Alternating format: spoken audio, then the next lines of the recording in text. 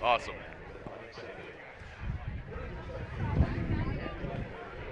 We are welcoming people live to St. John's Field. Guys, welcome to the M-Seal Photo pregame show. 2018 WCAC semifinal. St. John's hosting Gonzaga. We made it, guys, from the basement all the way. We're here, man. To the postseason playoff game. Thank you guys so much. Thank you guys Great. so much. We are loving. There we are. And here we are. Thank you guys so much for having us. Quick thank you to Griff. Thank you to the entire coaching staff of St. John's, the administration. Same on the Gonzaga side of the field. Two class act programs, class act organizations in schools, great student bodies. Thank you for joining us. If you're a fan of the WCAC, this is what it's all about. I want to welcome to this M-Seal Photo pregame show my main man, Tim Strachan. That's right. Let's get this done, man. I'm so excited for all this. And I'm so excited for everybody joining us out there. His name is Kevin Ricca. If your blood's not pumping right now, you need to get your pulse checked. I mean, who's about to have more fun than we are tonight, bud? That's right. We are surrounded by people who love high school football and people who are hanging out here with us. We're on the landing, right in the middle of everything, getting ready to call this game. Let's go right to some pregame thoughts, guys. All right, so we've been watching these guys all year. It's been a joy to watch these programs play all year long. Let's start with the obvious. St. John's comes into this game undefeated. They're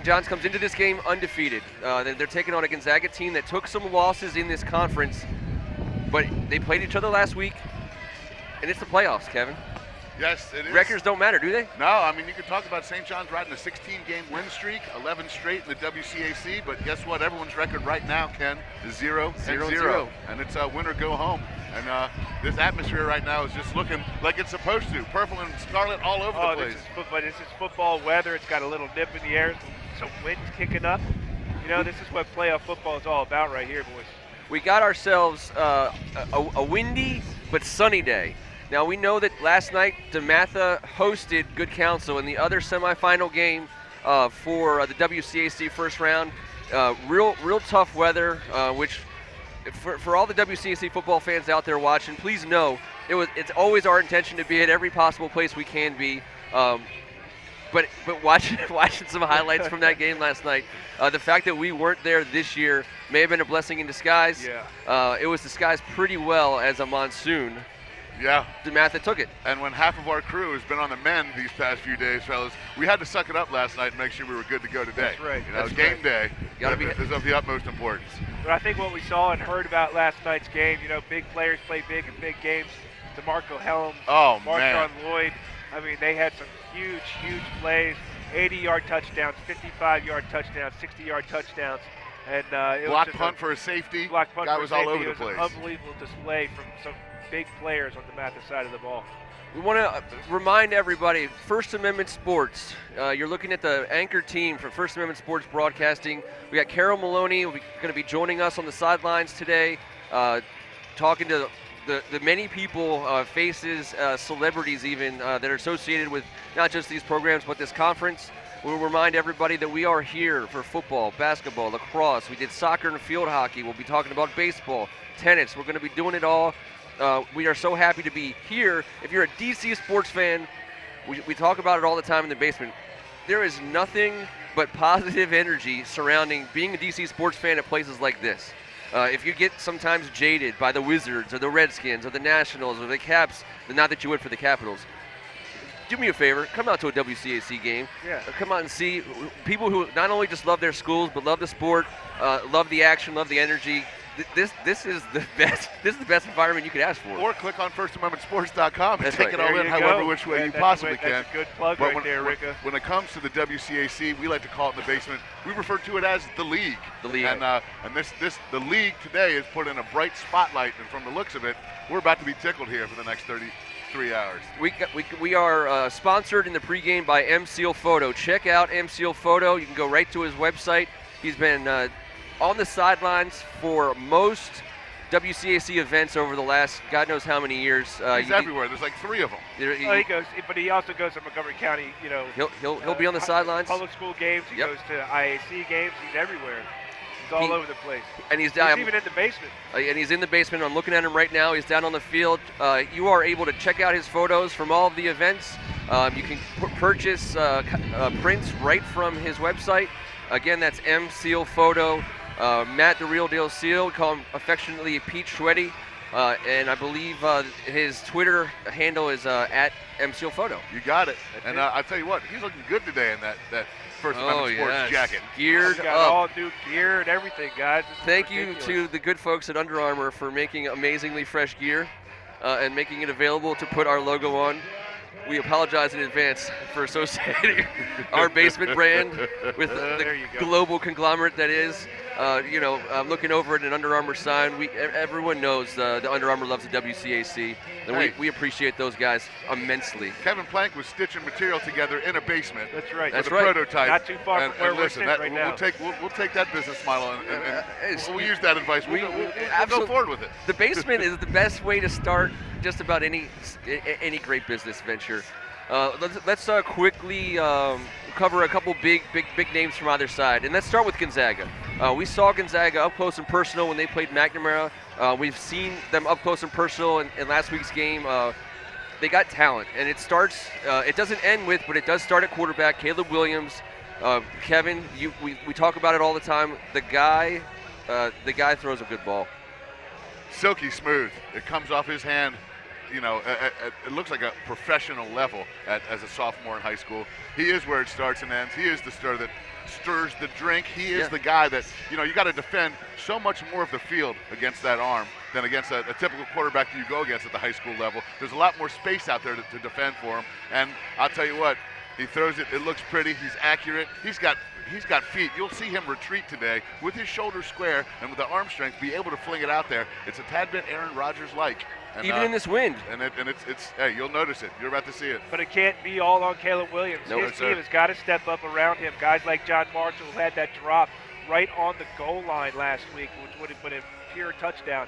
Guys like him, guys like Warfield, I think they're going to have to establish some run game here, get a little play action. It's going to be interesting to see what else they can do that we haven't seen from this Gonzaga offense that's so multiple. Well, they had a ton of success last week in a double tight package tee. They came out, they max protected the quarterback, had a lot of two-man routes. I think we'll see a ton of that because you want to see Caleb upright. In the championship game last year, we saw him, and he got knocked around a little bit. And in the second half, they kind of wore out that Gonzaga offensive line. So keeping him upright, keeping the hits off of him all day long, that's of the utmost importance.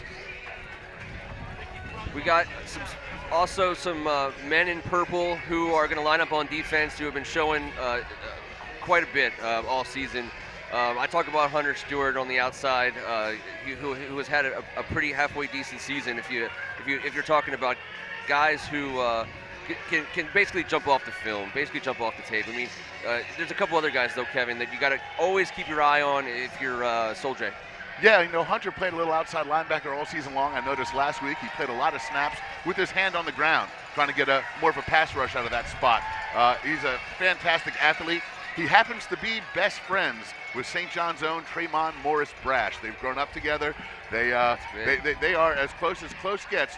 Two rival defensive ends. Kind of reminds me a little bit about the guy to my right here. Well, back in the day when we used to play against each other a little bit on these fields. Hey, we played in the championship game 27 years ago, and I like to hear how they had at it this week on whether it be Instagram or via text. Sure. And what they were dealing with. But Hunter Stewart is a good guy, a great player, heading to the University of Virginia, and 6'4", 220. He looks it and he acts it. Well, the kid I'm looking forward to seeing again is this Joshua Williams, sophomore, number 57, right in the middle of this Gonzaga defense, who can wreak havoc in there. He's such a physical player, and I think Soljay is going to be seeing that 57 coming after him all day today. Yeah, and last week we can't forget about Sean Johns.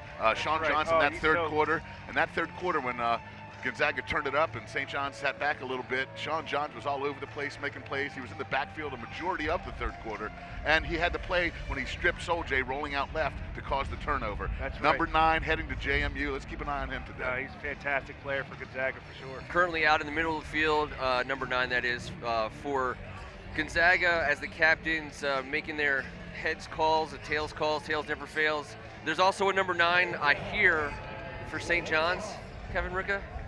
Is that true? A number 9. A number 9? Is that him out there? We had Rakim, we had Tremon, I believe that's Soul J out there, and they are going to ride the Soul train. Yep.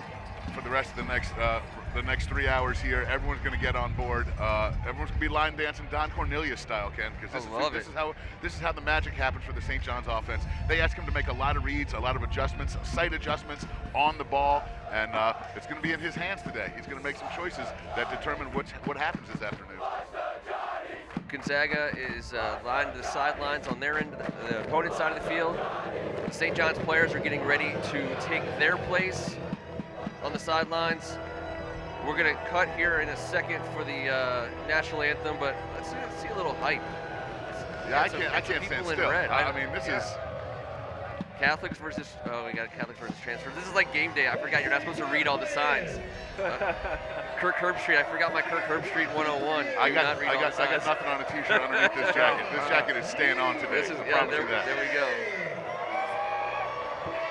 Look at this, get this crowd going, get this thing. You know what, guys, I was saying, you play a team 2 weeks in a row or 2 straight times, it's almost like it's the 5th quarter we're about to see of an 8-quarter game. St. John's got the better of the first 4.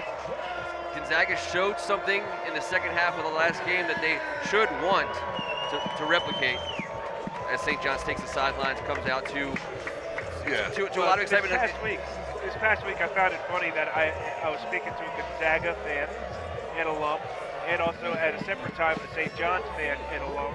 Both of them told me, guys told me that our offenses were being vanilla. They weren't really showing stuff. They didn't want to do anything special, and they're saving it for this week. It's going to be so interesting to see if there is much difference in the way that these two teams played last week compared to today. Because I think really what Coach Kiara Malloy had told us past Tuesday is you do what you do best. If you have to do what you do best in a game like this, you can't come out with things you've never done before or anything like that.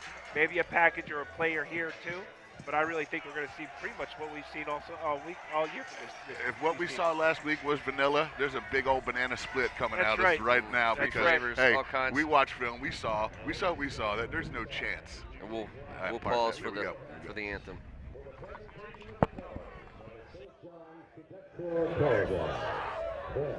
Please remain standing for our pregame prayer, followed by the playing of our national anthem. After the anthem concludes, please continue to stand as the colors exit the field.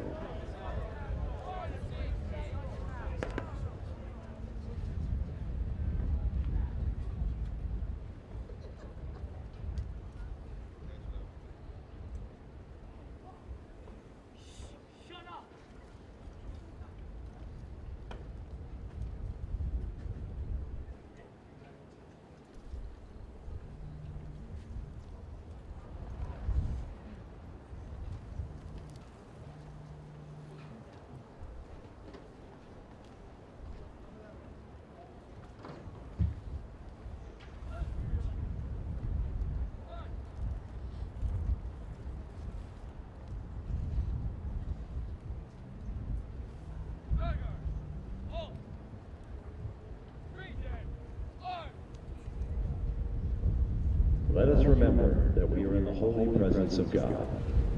Dear Lord, help me to play my very best during this game. Teach me to treat my fellow team members and coaches, referees and opponents with respect and dignity. Challenge me to always do what is best for my team and not necessarily for myself. Enlighten me to the powerful life lessons I will experience during this competition, win or lose. And I ask all of these things through Christ our Lord. Amen. St. John Baptist de La Salle. Lift Jesus in our hearts.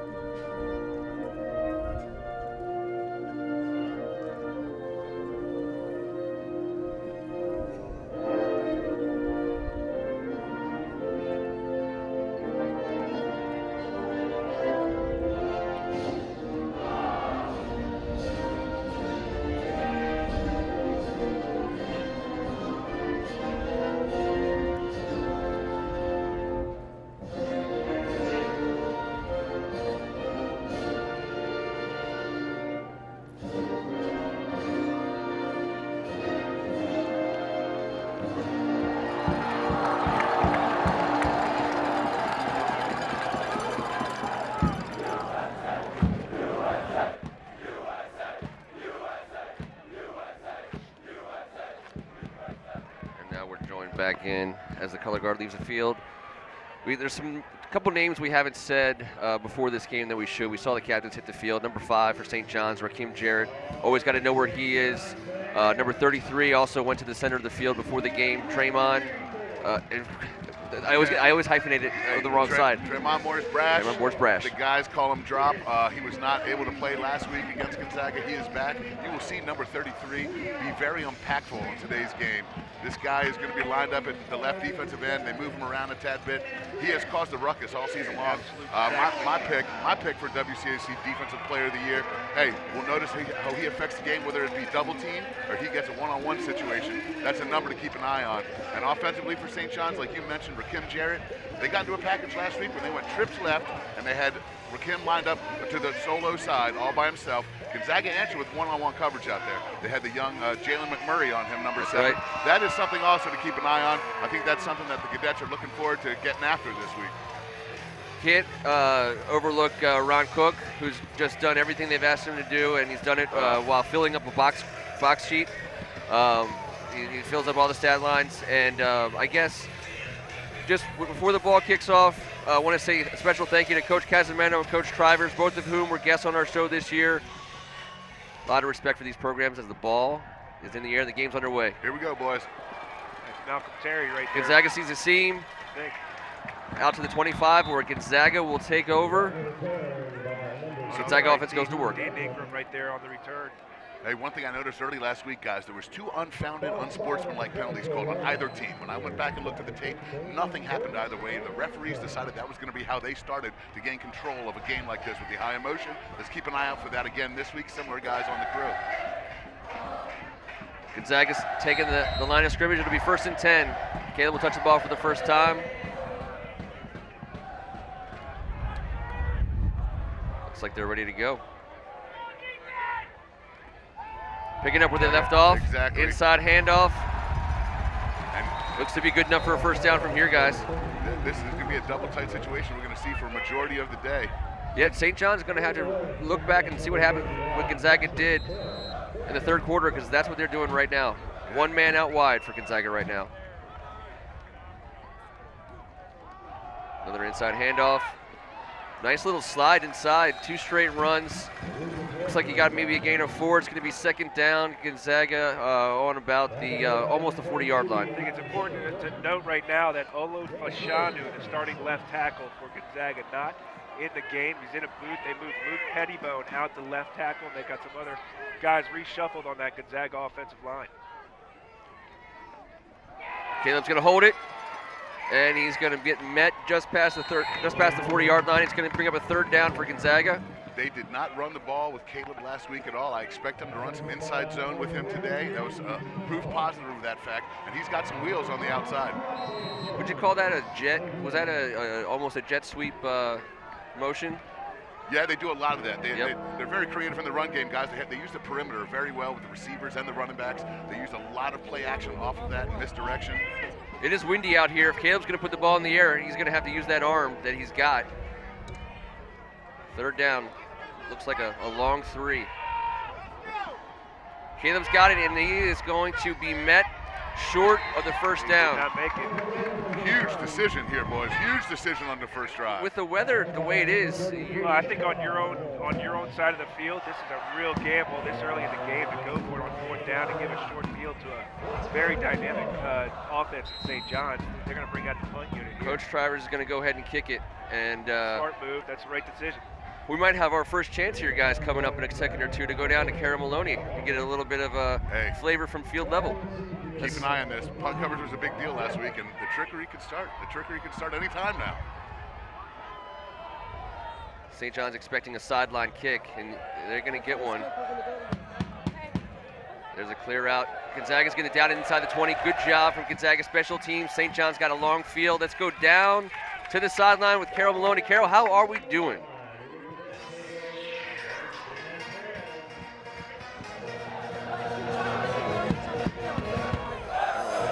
Can you hear me okay now? There we go. I'm a rookie. Okay, There you they are. told me you had to turn it off. No, I'm really excited to be here, but I'm freezing. And as you were coming to me, I was like trying to take off all the layers. You guys are warm up there in that shade. Yes, we got compared the to here, heaters. so windy. But the emotion on the field's heating things up, and of course the emotion on in the stands. The Gonzaga guys behind me, the student section, they have been jumping and chanting for 30 straight minutes. I kid you not. There's so much energy there, and it's probably a lot to do with the sign they saw when they pulled in. Says, Go St. John's, beat Gonzaga. And then a separate sign that was hung right next to it said again.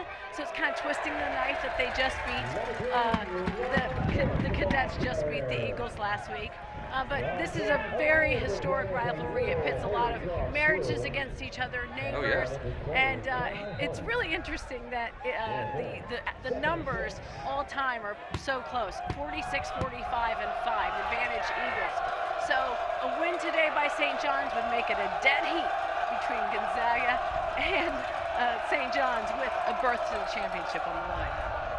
Oh, well, thank you very much. We saved the rivalry stat for you. St. John's is taking the ball just short of the first down. It's going to be third down for the St. John's offense. Got someone to my left here is very familiar with this rivalry. Kevin Ricka played in a few of these games. Tim Straka played in many of these games as well, but the St. John's Gonzaga rivalry does go back quite a long way. I had 3 brothers who went to St. John's, were a part of this rivalry. I know this rivalry extremely well, very personally. Here comes Soljay on third down. He looks like he wants to throw the ball, and he does. And he gets it away. Now we got a completion for a first down. Excellent job hanging in there, waiting on it, knowing he's going to take the hit and delivering the ball for first on 3rd and 5. That's right. He bought some time a little bit, was able to step up in the pocket, even though he got hit as he was delivering the ball. He finds a guy wide open in the middle of the field. Sophomore Caleb Coombs. He was wide open, and let's remember, there was hands on Soljay when he threw that ball. You may have wanted to see him take off, which I think he will at some point, but that was a good-looking ball in a very hard wind. Missed opportunity for Gonzaga defense. There's the run. Quarterback's got some room, and he gets down. Looks like he's got enough for another St. John's first down. It's going to be hard to hold this St. John's offense to many 3rd and medium or 3rd and longs, and that was a missed opportunity by Gonzaga there. Well, they did something already on this drive Gonzaga wasn't able to do, which is to find a receiver downfield and move the ball through the air. Now they've gotten a first down on the ground. The St. John's offense inside the 50, 1st and 10. At some point in time, you know they're going to want to try something deep.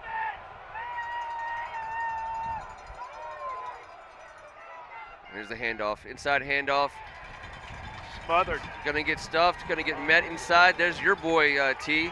And we had a turnover? We got a turnover. That's I did not see that ball pop out. Emerged from the pile, number 20, Gonzaga. Yeah. I did not see that ball pop out. We got our first turnover of the game, and mistakes are the worst thing that can happen in a game like this. Kai Holmes, sophomore for Gonzaga, comes up with the ball from the scrum. It gives the biggest turn in events right now in this game to Gonzaga. Hey, I don't know if I've ever seen Ron Cook lose a fumble in the last 2 seasons. He's going to have to squeeze it. This is a big deal today, protecting that rock. He got met at the line of scrimmage by quite a few, almost not quite a team picture, Kevin, but there was a lot of guys there. Half squad. We got the wide run. Is that Ingram? Yep. And he looks like he's got a gain of 4, maybe 5 yards on first down. Still on their side of the 50. It's going to bring up 2nd down for Gonzaga. And they did. And we got a referee down. Uh-oh. Got a referee down. Why don't we take this opportunity, if we can, to see if Carol Maloney has anything for us regarding maybe the quarterback situation while we got this referee timeout. Go ahead, Carol. Hey, guys, we've all been talking about Soljay Maeva.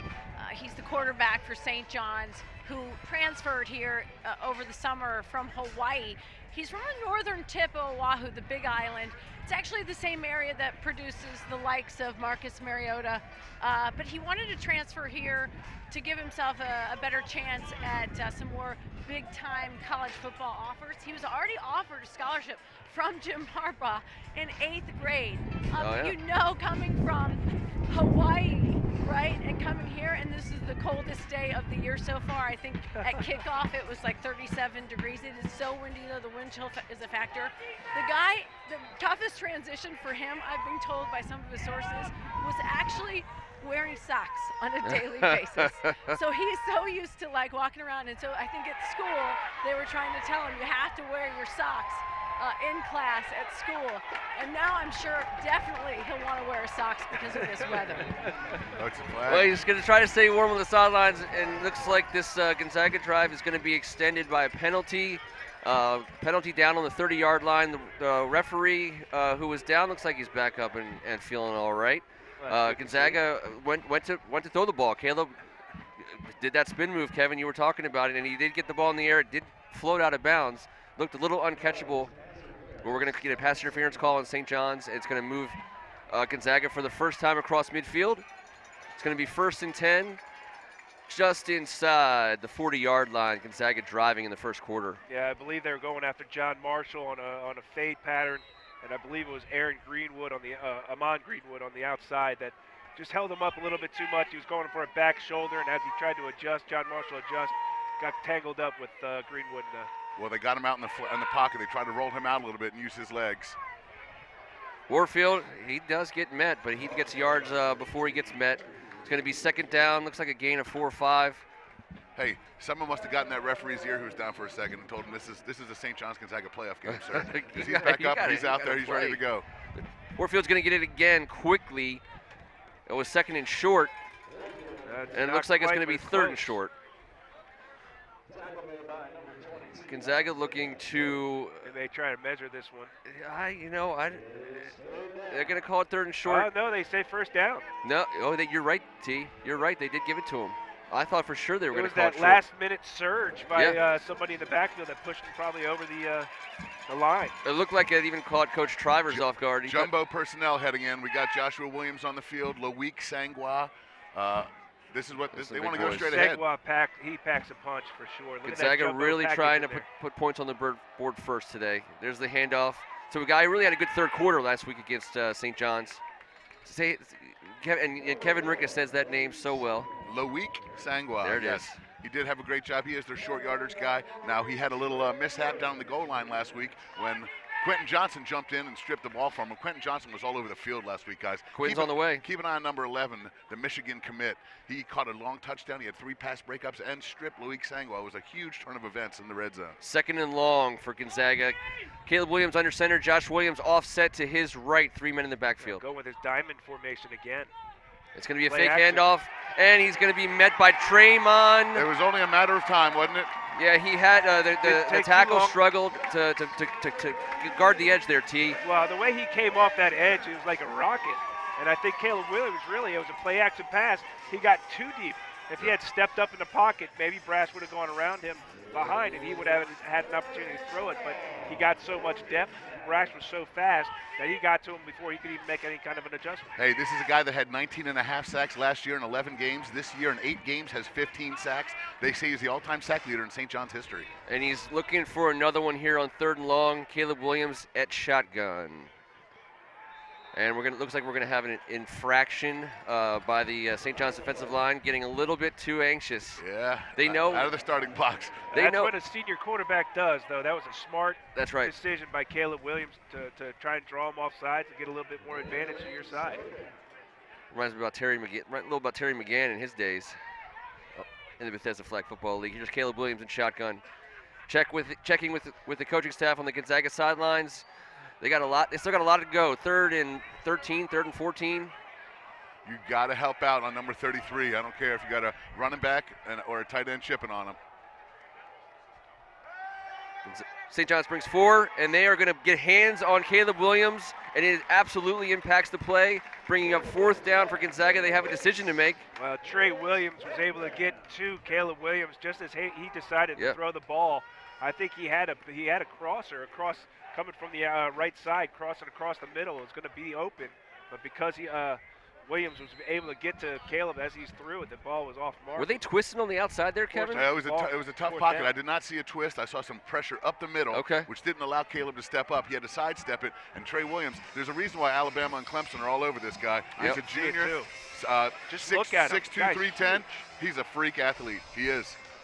58 and 8 now switch sides. 3 down. Looking for a little sprint out action here.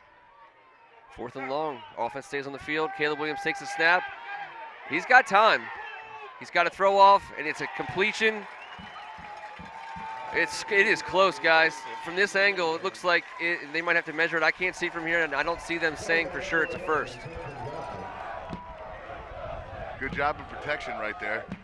They just called it a first job down. Protection. Good slide by Caleb Williams as well. Good pocket presence to know to step up, and then scoot to his right a little bit, buy a little time for his receiver to get open. First down, they've got a red zone possession here. Got the red zone channel going. St. John's trying to defend that end zone in the first quarter. 4 minutes to go. Caleb back in shotgun again. He must feel good after that first pass of the day. And he's tucking it and running inside. Looks like he got a couple. Maybe call it 2 or 3 yards. At what point is Gonzaga in field goal range in this weather? They got to be close at this point in time. Well, no, they're definitely within range right now. Yeah. But there's a huge wind going from left to right as they're heading down to the end zone right now. Yeah, the American flag is standing straight out to the right. And you got senior Marco Kemp, the reigning WCAC first team all-league kicker. That's a guy you trust and as a senior out there on a day like today. But you don't trust this wind. Look at that little paper bag right there. Can't decide which way to go. The ball's on the 13-yard line. Caleb Williams in shotgun. One wide. He's going to tuck it and run again. He's going to be met close to the line of scrimmage. Another gain, not enough for a first from this angle. Does not look like it. Josh Williams staying on the field. He might Ironman it today, boys. That's certainly a wrinkle we hadn't seen last week, Kevin. That's about 3 or 4 called run plays for Caleb Williams today, right up the gut. Yeah, that's certainly 3 or 4 more than we've seen last week, T, no doubt about it. And apparently they want to use that in the red zone. Hey, watch for him ducking in and then popping back out here. There's a little Tebow style. Little Tebow style with John Marshall out wide in a one-on-one situation. He's a guy they love to go to in the red zone. Inside 3 minutes, Gonzaga lining up 3rd and short. Here's a snap. It's a handoff, and he is met early. It looks like he might have gotten it, guys. Oh, yeah. It looks like the chain guys are itching to move. We got a 1st and goal. First and goal. Fellas, this is the exact formula that Gonzaga would like. They are controlling the clock. They're keeping that St. John's offense on the sidelines. Only 2.5 minutes left in the first quarter. They started this game off with the ball. This is crazy. We got a St. John's had an opportunity on offense. The turnover is where Gonzaga finds himself now, knocking on the door to get a score. Another handoff to the big man. He does not pass the 5. Looks like he's going to be just short of the 5-yard line.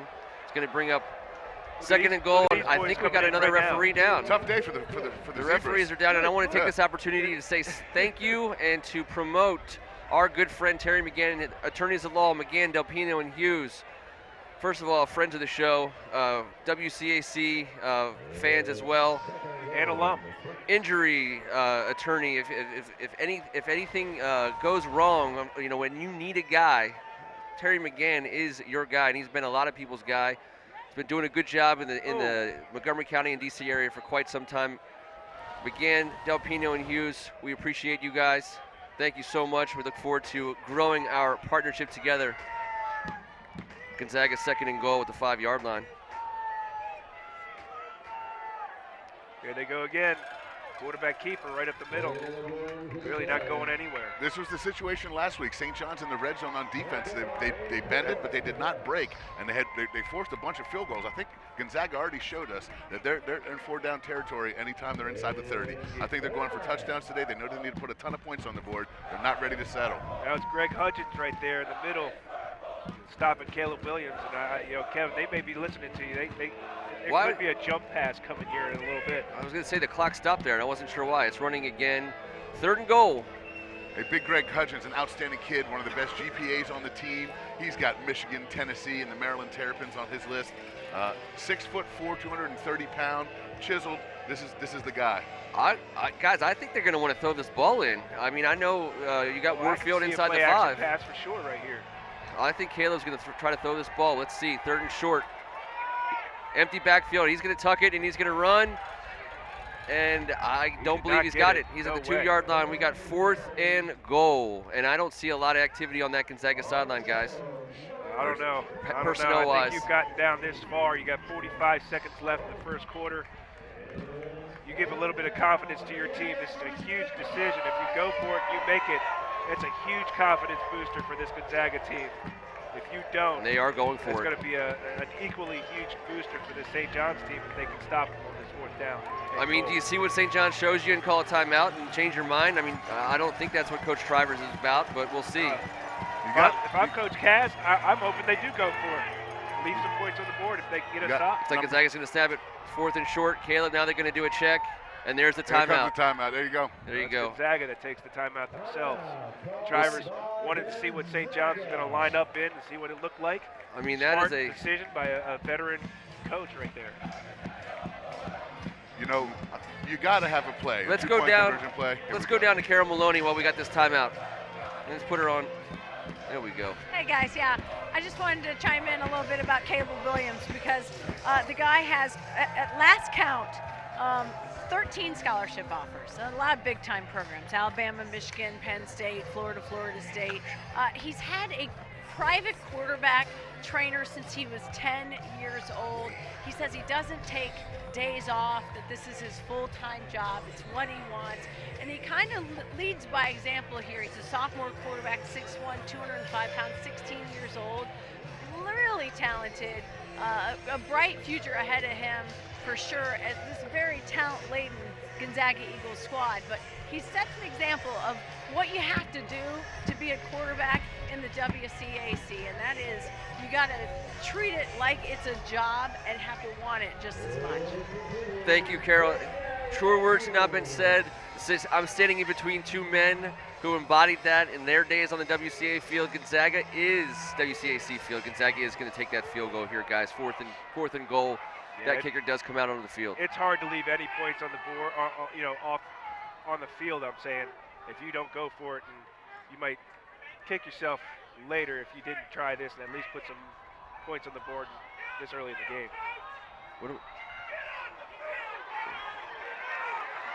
We got a flag. What's going on? Yeah. Are they trying to? Oh, we got a false start. Okay. I was even thinking maybe they wanted an extra 5 yards for room. I saw the pregame warm-ups that the kicker was certainly able to get it in from behind the 20, and sometimes in these the high school hashes you might want a little space.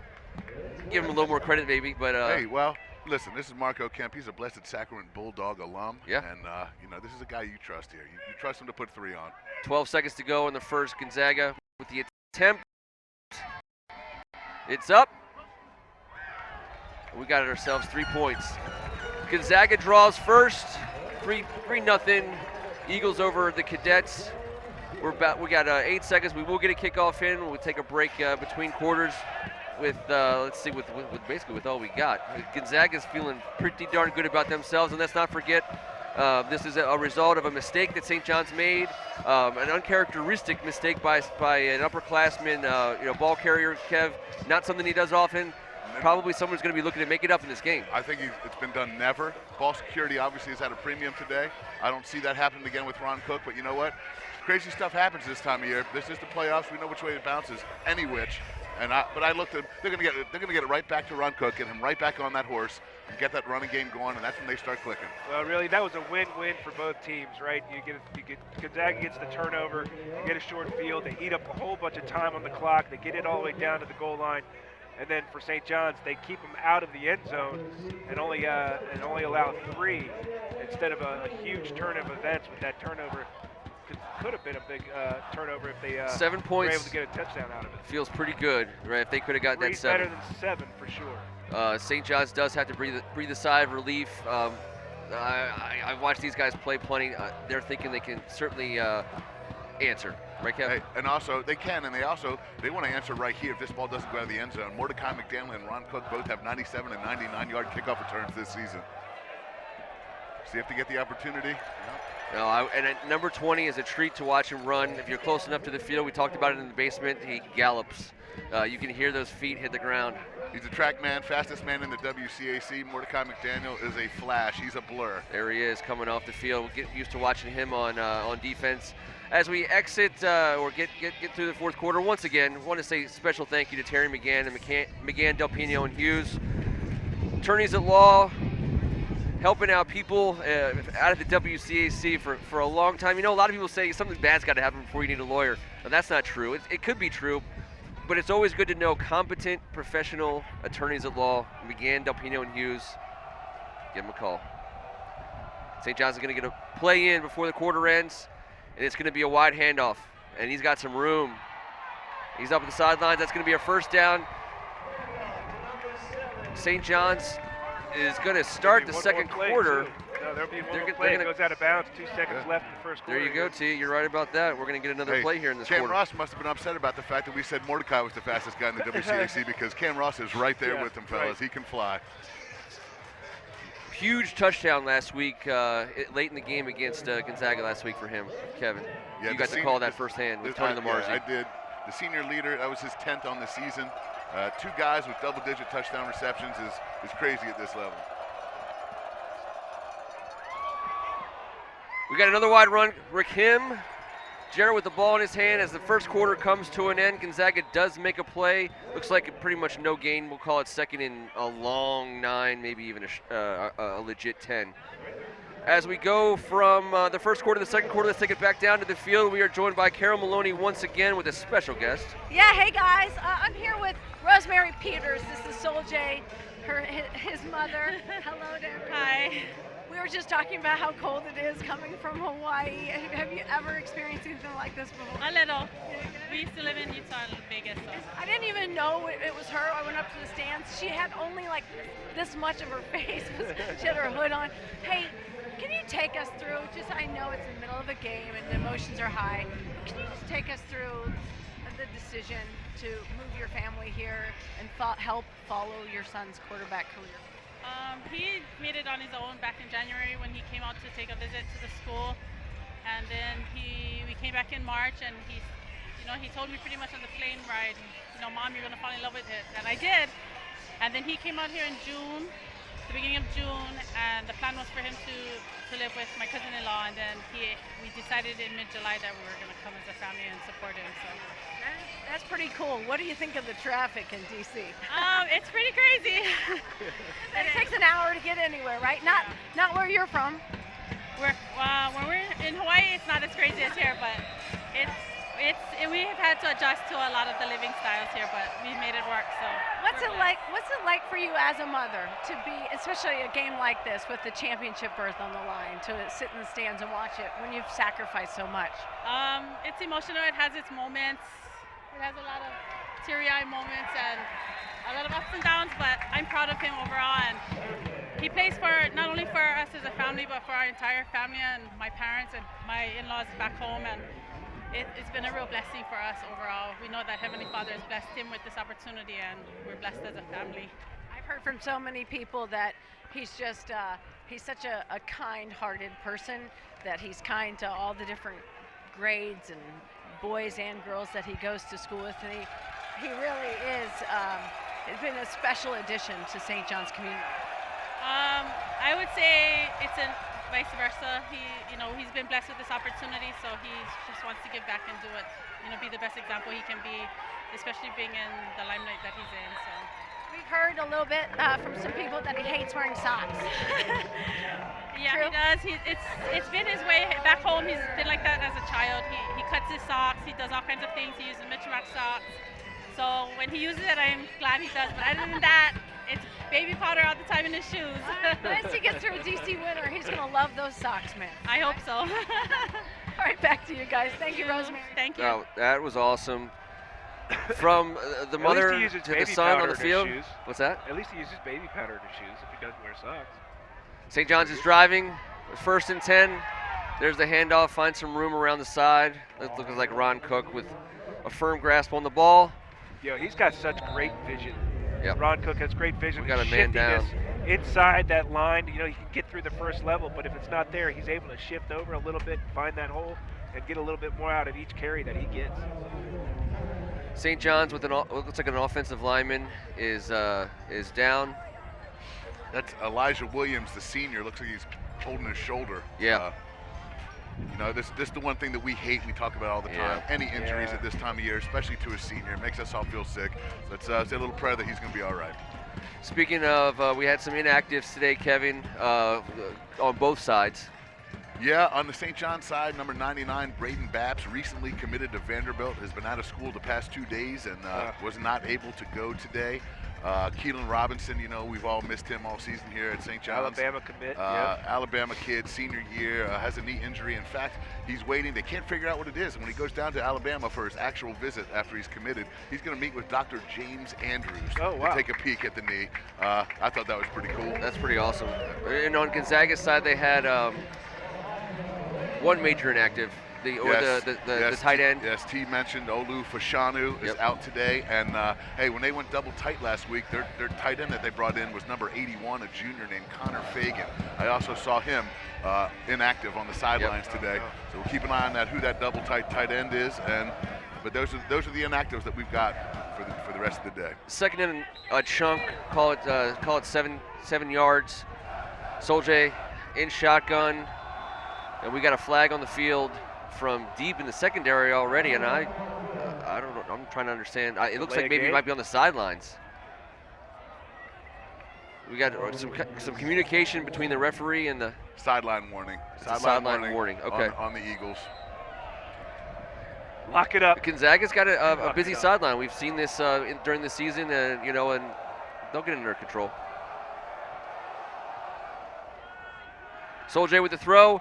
It was a quick throw. You can see. It was an RPO for sure. He looked for a read right there at first, and then he saw that Rakeem Jarrett had the numbers out there with 2 guys in front. He just threw the ball down at his feet. RPO couldn't find laces. You saw him fumble around with it. He couldn't get him on there and try to get out there a little too quick.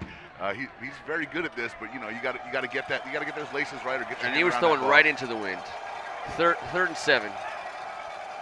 Soldier in shotgun with the snap. It's going to be another exactly bouncer. The same. It was like watching a replay. We actually have replay today, but that was not a replay. That was the second time in a row that Soldier couldn't get his hand grip on that ball and deliver a nice pass to Rakim for a wide receiver screen. Yeah, he's going to want both of those back. Oh, absolutely. That was not typical Soldier. Hey, you got to pin them deep here, and you got to have your defense step up and make them drive the length of the field. But Gonzaga's not going to be worried about that. They're going to try and play some ball possession. That's right. They're going to want to get some first downs here. Gonzaga looks like they're going to want to try to block this kick. They're all up on the line, aren't they? Here comes the snap. It's clean.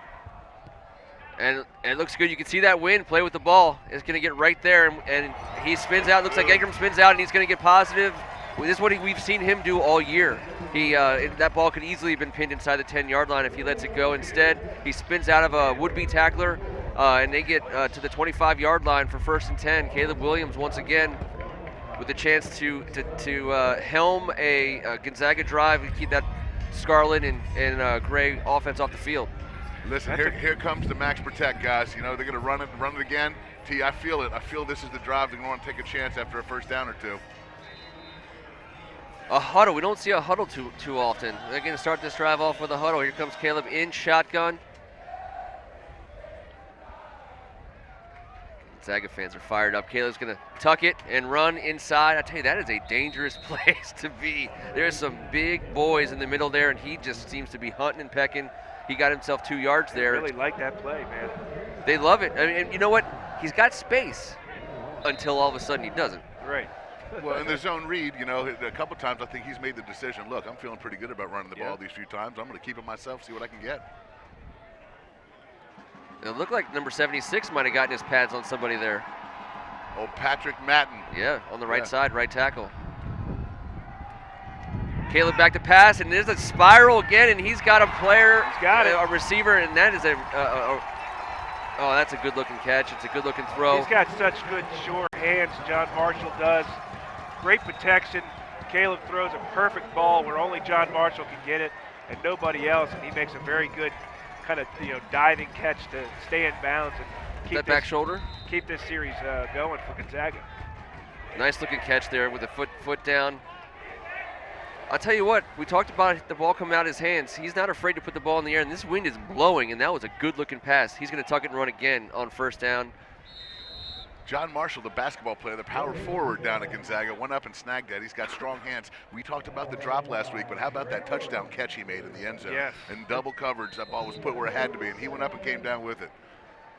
St. John's on their heels with 8 minutes and 50 seconds to go in the second quarter. Down 3-0. Marshall out wide. Looks like is that Sweeney up on top. This is where they like to take a shot. We talked about being inside the 45-yard line. They got over 10 touchdowns from this place. They're running this kid. Hey, they're going to say he's in good enough physical condition to take some hits today. I'm going to call it 3rd and 5. As Gonzaga checks with the coaching staff. St. John's looking to stand tough on this. I mean, you let this drive go any further, you start, starting to risk getting some points. This is where you want that defensive line to maybe exert itself. I'm looking right now at number 33. This time he's going to be lined up on the left. Guy we saw already on this drive, Patrick Madden. He's going to have his hands full. Hopefully he gets a little bit of help. Watch Warfield through the line of scrimmage on a little pick play to the left. They love it. There goes Caleb. And you know what? He got more yards than I actually thought he was going to get there. It's going to be short of the first down by about 2 yards. You've got to believe Gonzaga's going to go for this. They've gone for everything else, and you're inside. You're inside the 30, about the 36-yard line. So 4th and short. Gonzaga likes their chances here, and they're lining up to go for it. Caleb in shotgun. He's going to call his number again. He was looking for a false start there. He's not going to get it. You got to look for him to run this ball, right, T? Absolutely. A little bit of check with me. This might be another timeout situation. I think we're going to see another Gonzaga timeout. There you go. Yep. And you know what? He got it once. He wasn't going to get it this time. I would expect to see probably a special teams unit come out here, Kevin. Great discipline, first of all, by the St. John's defense, not jumping off sides again and learning from their lessons before. But at the same time, I think St. John's defense is doing a great job on this read option that Gonzaga's employed this week. And the fact that I would rather have, if I were St. John's, Caleb Williams running the ball than a guy like an athlete like Sweeney or Warfield or somebody else. If I were St. John's, I kind of like this new wrinkle that Gonzaga's doing. I'd rather have Caleb Williams running against me than anybody else. And here is the chess match. They're maintaining possession. The clock is running in that, and they're getting their 3 yards, and they're continuously doing that. Listen, Randy Trivers and Joe Casamento have over 300 combined high school victories between them. These guys are no dummies out here. This is a Gonzaga. Randy Trivers, he does not want St. John's to have a play to gain momentum. I think that's why we saw the field goal kick. I'm a tad bit surprised they're going to go for it right here. And it's a long yard. They must have something they believe in here. Josh Williams is in the game. The number 4, the big boy, is to Caleb's left. Caleb's in shotgun. I do expect him to tuck and run this. St. John's is all over the line of scrimmage, and this is the tuck, and he is close, guys. He is going to depend on close. the spot. Right on me. It's going to depend on the spot, and I bet if I were a betting man, it's going to be a first down. Yes, it is. They're going to just give him the call. I cannot believe how much they are running this quarterback today. I thought the spot was on the other side of the 35. I was wrong. It's going to be 1st and 10, just on the outside of the 35. They seem pretty confident they didn't have to bring out the sticks there. I thought it was a little closer than that. I did too. I'm right on the line, and we're staring right at it. I still wasn't sure. Josh Williams still in the game, almost in a victory formation situation there. And it's going to be an inside handoff to the big man, and they're going to get maybe a yard. That's actually called a diamond formation. Diamond, You see it mostly when the quarterback is in shotgun, 2 guys split to either side, and a guy in a pistol formation. That's the diamond. But kind of offset this is there. a compact diamond. Packed diamond. I like it. Josh Williams does finally get a breather. Man, I can't wait to see how many snaps he plays before the end of this game. Well, he hasn't had to play much D. That's true. He's been saved there. We got 2nd and long. Gonzaga inside the 35-yard line. And this is the formula to a T here. This That's is right. Exactly how it's going right now is exactly the narrative that Gonzaga would have hoped for heading in. And you see the referee waves his hand to start the clock. Caleb Williams in no hurry to get this ball snapped. Here comes the motion for Sweeney. And he is going to put that ball in the air. In the NFL, you might call that intentional grounding. I don't think they have that in high school, Kevin. No, they have intentional grounding. They do. And you know what? We got a flag in the secondary, which I did not see initially. We're going to.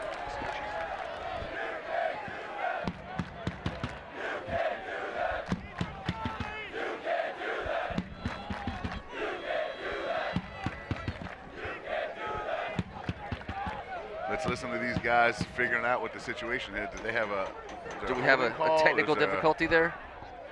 Okay. We apologize for that. Oh, you know what? We might have had a replay, some replays from somewhere, but we are back online. Courtesy of. That's what happens when you go live.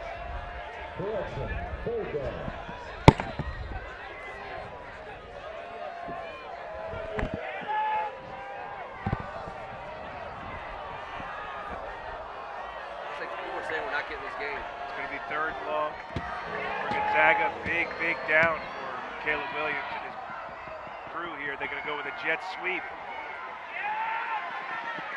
Malcolm Terry. I'm sorry, that was Aaron Turner. Couldn't turn the corner. St. John's gets a stop. Man, people are saying that they're seeing a different game online.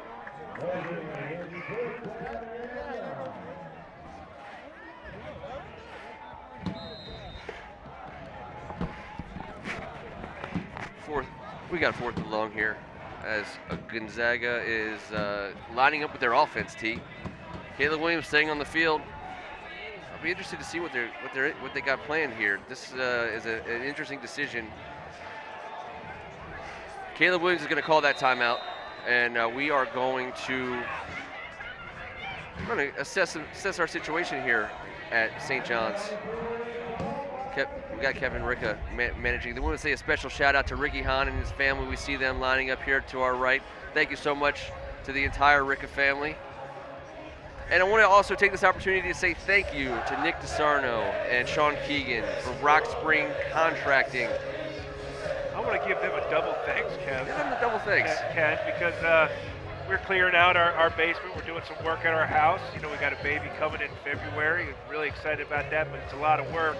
We were able to empty some things out. Nick DeSarno and Sean Keegan sent over a truck, did a great job of helping us clear out some things. And, really appreciate it, guys. You were on time. It was perfect. It was easy to do, easy to set up. Really appreciate the help. Their business that they're promoting at this point in time is they are. If you live in this area, you know people do renovate their homes. You see dumpsters in driveways and people getting after it on the regular in this part of the world. For those needs, reach out to Rock Scream Contracting. Nick DeSarno and Sean Keegan will be right there to help you guys out.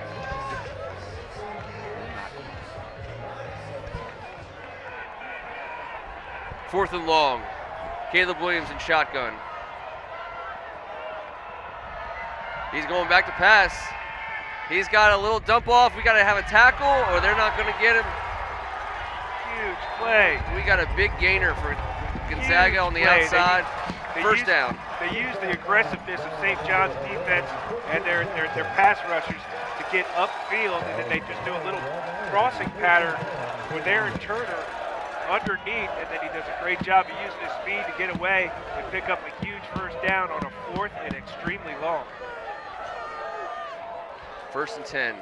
Gonzaga just outside the red zone. Gonzaga coming out with a few wrinkles today that we have not seen before and making.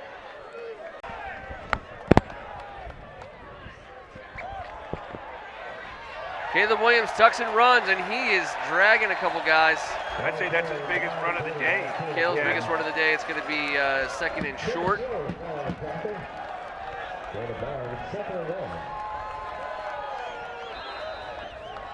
There's Josh Williams back in the game. St. John's remains on their heels. St. John's trailing 3-0, 4.5 minutes to go in the first half here at St. John's College High School. Here comes the snap. He's under center. Caleb Williams takes it. He's going to hand it off inside, and he's going to be met at the line of scrimmage. But it looks like we got a first down. In fact, I think we got a 1st and goal, T. 1st and goal inside the 10 for Gonzaga, and we got some meat coming out for St. John's, 5-4 and 7-7. It'd be interesting if we could get a hold of some official stats. I'd like to know what the time of possession would be right now between Gonzaga and St. John's. It's got to be overwhelmingly in favor of Gonzaga, having had the ball nearly the entire first quarter except for one series by St. John's, and the majority of this second quarter has been Gonzaga as well, just methodically moving the ball down the field and eating up a lot of time and keeping that ball out of the hands of Sol-J Maeve on the St. John's offense. First and goal. Sweeney in motion. Caleb Williams moving to his right. He's got a pass. He finds his man on the sideline. Sweeney with a gainer. It's going to be second and goal at the 5-yard line for the Gonzaga Purple Eagles. Love the way that Travers just, he's not trying to make up huge gains and taking huge shots down the field. That's right. He's content with 5 yards, 6 yards, 4 yards, 5 yards, 6 yards, whether it's a run or a pass. I can't push him and do the chain. Oh, come on. Second and goal, Caleb in shotgun. Here comes the snap, and he is going to hand it off. And the handoff is going to net maybe a yard. We got third and goal from about the 4-yard line here. Once again, this defense has got to be getting tired. I mean, it's cold. You're out there for a long time. You're winded. You haven't been able to have a chance to really collect yourself. And Gonzaga just keeps pushing that line of scrimmage right now, kind of controlling it at this stage of the game.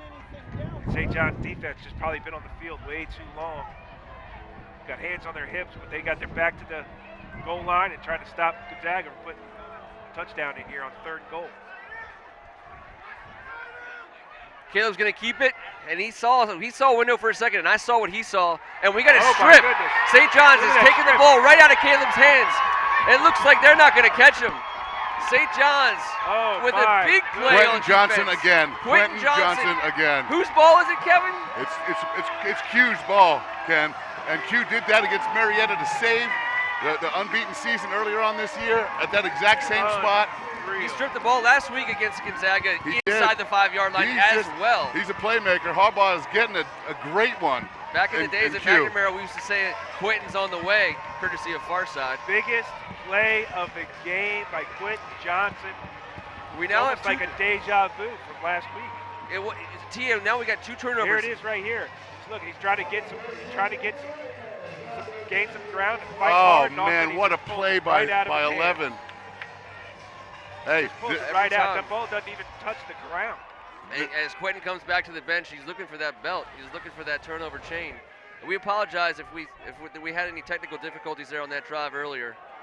The kick is up, and it is no good. It is 6-3. St. John's takes the lead on a big defensive play by Quentin Johnson. Let's go down to the field if we can for a second. Carol Maloney, that was huge. Can you hear me okay?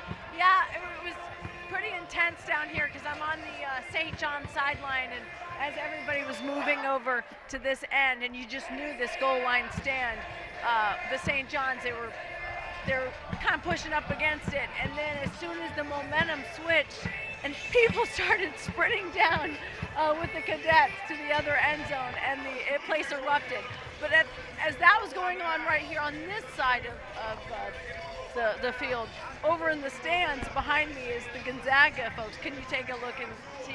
They were jumping for joy as they were threatening here in the red zone, and then all of a sudden they went silent. You can see they're trying to bring the energy right now, the student section of the Gonzaga Eagles, but my goodness, did they get quiet there for a second. Carol, we got 2 mistakes in this game so far. Cost St. John's 3 points. It cost Gonzaga 6 points. 2 minutes and 48 seconds left to go in the first half, and I tell you what, this game is as advertised. But how demoralizing is that to this Gonzaga team? Once again, knocking on the door, only a couple yards away from that goal line, and Quentin Johnson once again rips it out of his hands. Has a the biggest play of the game thus far. Huge momentum turn. He just decides to score from all areas on both sides of the ball in this 2-game series. It'll be very interesting to see how Gonzaga decides to approach this drive. Response is important. Response is so important right here. St. John's will get the ball first in the third quarter. So with 2 minutes and 42 seconds to go in the first half, Gonzaga really needs to do something on this drive. They got to feel good about their ability to move the ball.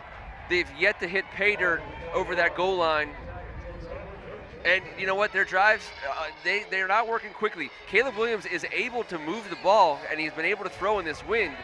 but their drives have been extended. 2 minutes and 42 seconds. This is going to be a little bit more rushed than they've wanted to be so far this game. Absolutely, and with no timeouts left, with the Cadets having 3, I think we see a run here on first down. We'll see if the St. John's Cadets stop him and call a timeout. Caleb's going to take the snap. He's going out. He's got a guy wide open on the outside, and he's going to stay in bounds, and he's going to get some running room, and he's taking this ball. That's Malcolm Terry. That is Terry. That is Malcolm Terry, yes. Hey. Good job Past throwing the it 40. out there. You got a couple blockers ahead of you, a lot of green. Use the sidelines to your advantage. Clock stops as you move the chains. 1st and 10. Already set up for another play. Coach Gillespie's not going to be happy with the tackling on that series. There was a missed tackle there that probably cost him about 15 yards. Caleb in the backfield. This is going to be an inside handoff, and he's got some space. He's going to get to the 45-yard line. It's going to be about 2nd and 4. 2 minutes and 15 seconds left to go in the first half. Clock rolling. Gonzaga getting back to the line of scrimmage quickly. They got to get set up pretty quick. They don't want too much time to go off. That's efficient. They got back to the line quickly. Caleb back in shotgun. He's got Warfield on his right.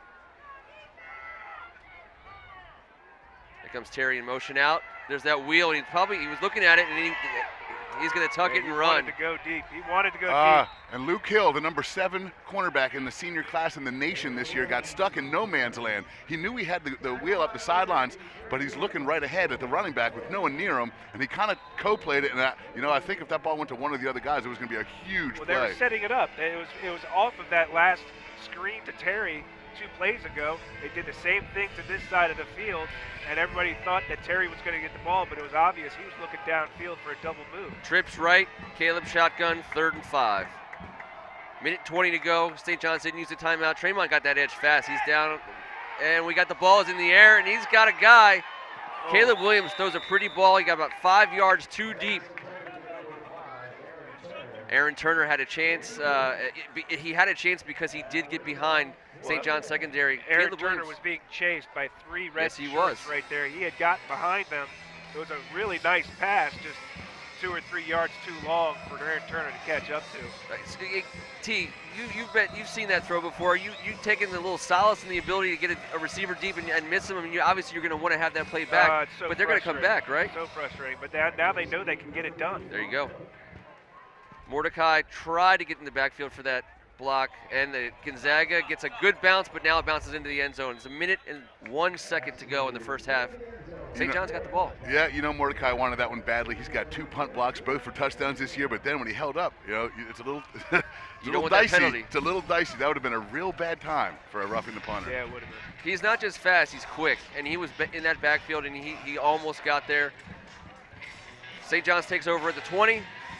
With a minute to go, St. John's has been able to score quickly, but one thing we haven't seen in the first half is Soljay be able to handle the wind or get the ball, or get the ball in the laces for a quick pass. It's been a little bit tougher. I'd like to see them getting Soljay in rhythm, if nothing else, before halftime. Come out here, he's got to pitch it around a little bit with 3 timeouts left and a minute on the clock. You're looking for some points, and they feel like they can score from anywhere. I think you're right, Kevin. Rhythm's probably a great word. We just haven't seen it. They have not found any kind of groove yet offensively, but partly because Gonzaga's had the ball the majority of this first half. Rakim's short side of the field up top for us, out to Soljay's right, and I got to believe he is going to desperately try to get the ball in number 5's hands. He's a game changer for sure. Well, here's the formation we talked about.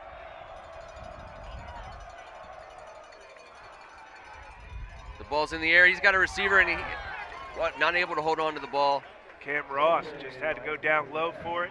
He put it where only Cam Ross could get it. Yes, nobody he else, did.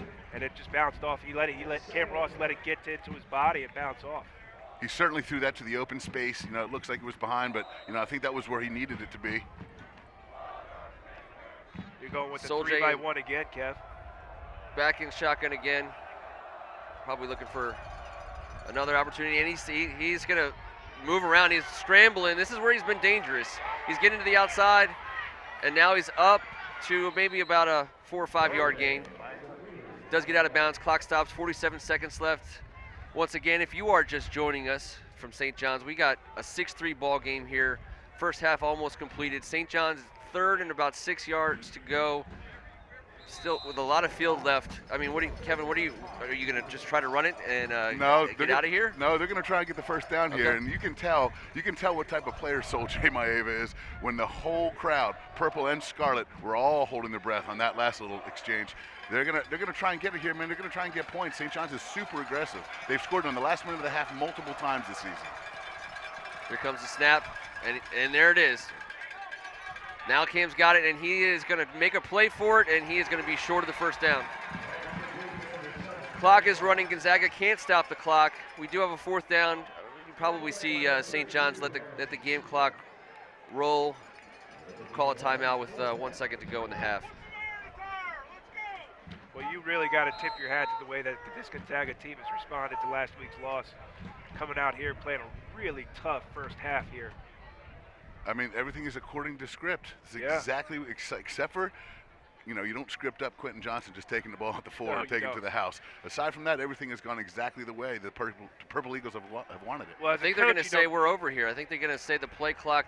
By the time they set the ball, the play clock was underneath the game clock. We are going to half, guys. 6-3 in favor of St. John's. The story of the first half has been two mistakes. Two times when Caleb Williams wasn't able to keep his hands on a ball because Quentin Johnson thought it was his, and Ron Cook gave it up early in this game. Gonzaga capitalized with a field goal. We're going to go to halftime right now. Let's go down the field and see if Carol Maloney has any thoughts on the first half. Carol? You guys got it right. I mean, the story of the half was just they were a few yards away from being up 9-0 or 10-0, and instead it was a switch to 6-3 in a matter of seconds. I've been searching the sidelines for celebrities.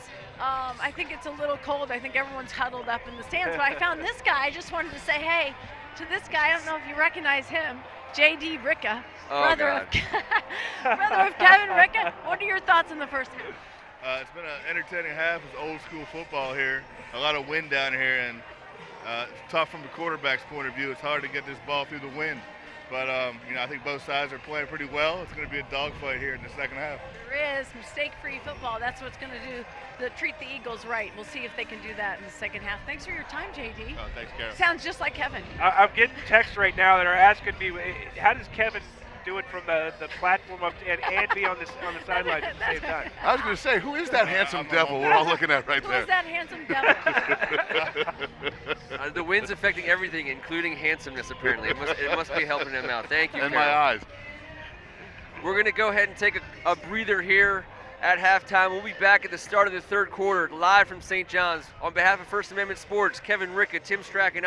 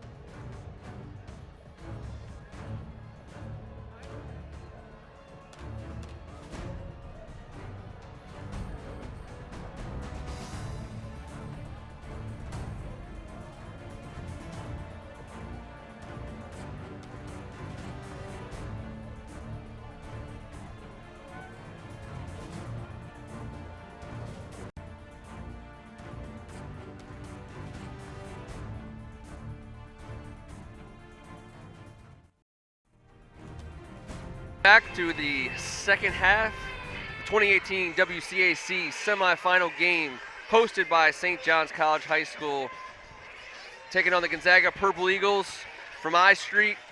Ken Marangolo, Kevin Rickett, Tim Strachan, Carol Maloney. For behalf of First Amendment Sports, we thank you for coming out with us today.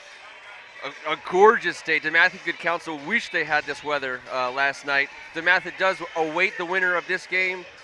It was an exciting first half. It's a 6-3 game, guys, all on the strength of two huge plays, one slightly more huge than the other. Here's the first. Soljay made a great completion. That was pretty much his best passing play of the day. He did find the sophomore up. Here's Caleb Williams. Now he's going to make an awesome back shoulder throw. Marshall on the sidelines. They moved the ball, but they did not score on that drive. Here's backing away again. This was a huge fourth down play for Gonzaga on that drive in the second quarter. St. John's has got to tackle better. That's a fact. Here goes Caleb Williams. Right now, I want you guys to watch this. Caleb Williams, he's going to get up. Now, first, you might think his forward progress is busted up. There's a chance his knee might have touched the ground there. I don't see. I did watch it again, but Quentin Johnson, he was fighting for that ball. All the attention was on that ball. Quentin's on the way. 30, 40, 50. He's taking it all the way back. Now, we don't have a good angle on that, and I don't think that Caleb Williams' knee was down at all. Yeah, Nor he do I played think to the whistle. No whistle was blown. Absolutely. It was when I saw the replay at first, I was wondering about it. I think what we saw just now, we probably would say it was a good call. There was two referees standing right there, and good Lord, Quentin Johnson's hands on that ball. We've seen it all season long. It was a huge play in a huge game. Ken, I'm going to tell you this. This is a senior that does not want to go down. He does not want to lose. Mid-season, St. John's has taken on Marietta. Marietta's driving to the same end zone with less than 4 minutes to go in the second quarter, up 14-0. The ball on St. John's 3-yard line. Quentin Johnson steps. He dekes the quarterback, steps in front of a pass, takes it back 70 yards. St. John's winds up scoring 3 plays later to make it 14-7 instead of being down 21-0. St. John's goes ahead to win 21-14, and that was the story of that day. This was eerily similar. You know, your backs are against the wall. You're about to be down 10-0 to your rivals in a playoff game, and Quentin Johnson just felt like making things different and taking things into his own hands by taking the ball out of Caleb's hands. Yeah, I've been surprised by a couple things in this game. First of all, surprised by how Gonzaga's been able to come out, control the ball, control the game, milk that clock, keep it out of Soljay and that high-powered St. John's offensive hands. Executing it to a T, this plan. But then also the big-time plays played by big players, you know, and the biggest one by Quentin Johnson being the strip 6 to take a lead 6-3, but then they missed the extra point. That always comes back to hurt you later on in a game that's close like this. This is setting up to be a really huge, fun, and exciting second half, guys. We have some people to thank. In the first half, we did give you McGann, Del Pino, and Hughes, attorneys at law. Our good friend Terry McGann, a very competent professional attorney at law. Please, if you need it, he is the guy to go to. We all know it, and we've been telling our friends about him and his associates for years. Nick DeSarno and Sean Keegan at Rock Spring Contracting. We appreciate you guys. We love you guys. We especially love your love of high school sports in this area. If you need T, what did they help you out with this week?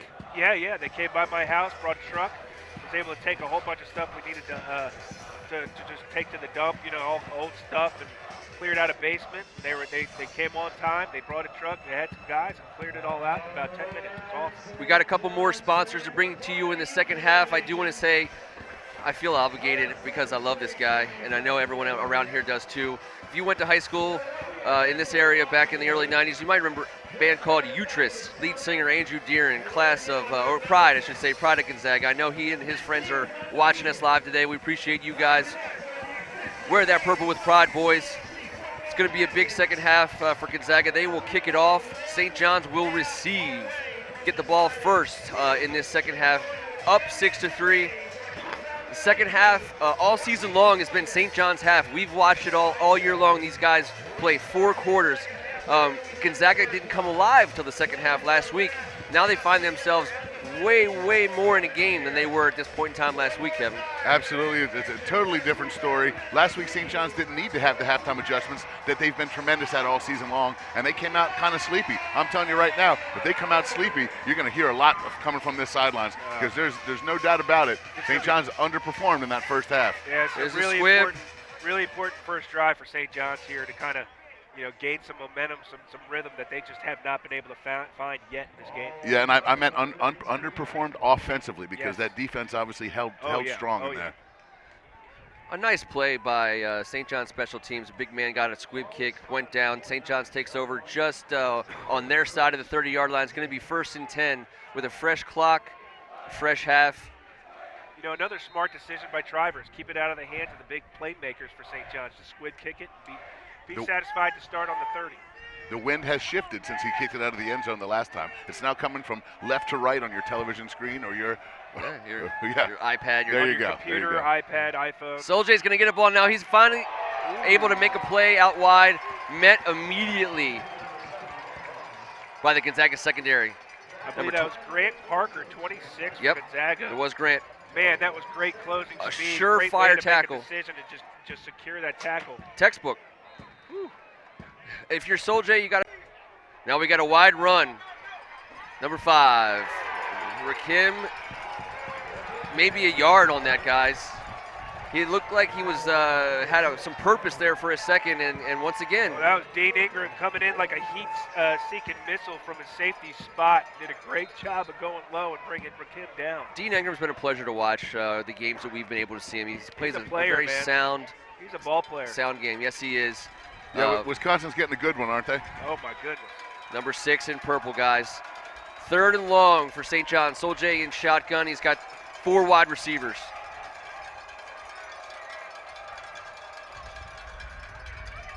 The pass is away. He's got a man, and it looks like he caught him with the knee on the ground. That's Quentin Johnson again. Yep. I think someone came today. The defensive end. I mean, that did the strip 6. Listen, he's the safety heading to Michigan. He had the big play last week to make it 13-0. I mean, what an outstanding performance by 11. When the ball touches his hands, if you're a St. John's fan, it's a good thing. Yes, sir. Another 4 wide for Soljay in shotgun, 1st and 10. Checking in with the sidelines. Here comes the call from Coach Kaz. Ron Cook's going to switch. It's going to flank Soljay on his left. Rakim wants the ball. So easy to say Rakim. Inside handoff to Ron. He's going to get about 4 yards. Gonzaga doing a good job against the run game. Like 3 maybe. Yeah, it's going to be 2nd and long, 2nd and 8, 2nd and 7. You're just sitting here waiting for that big play to happen. You're sitting here waiting offensively. It's going to happen. There's no doubt. Thanks again for joining us on this gorgeous Saturday afternoon from St. John's. First Amendment Sports proud to be partnered with the WCAC. Soljay looking over at the sidelines. 3 up top, 1 on the bottom. Here comes the snap. And we got probably what looks to be an infraction on the defense. It looks like they got to cross the line of scrimmage a little bit early. Going to give St. John's 5 yards. Now you can't help out a team like this. No, 5 yards is a big deal. It's still 2nd down. Now they got a very reasonable 1st down yardage. Are you guys taking a shot here?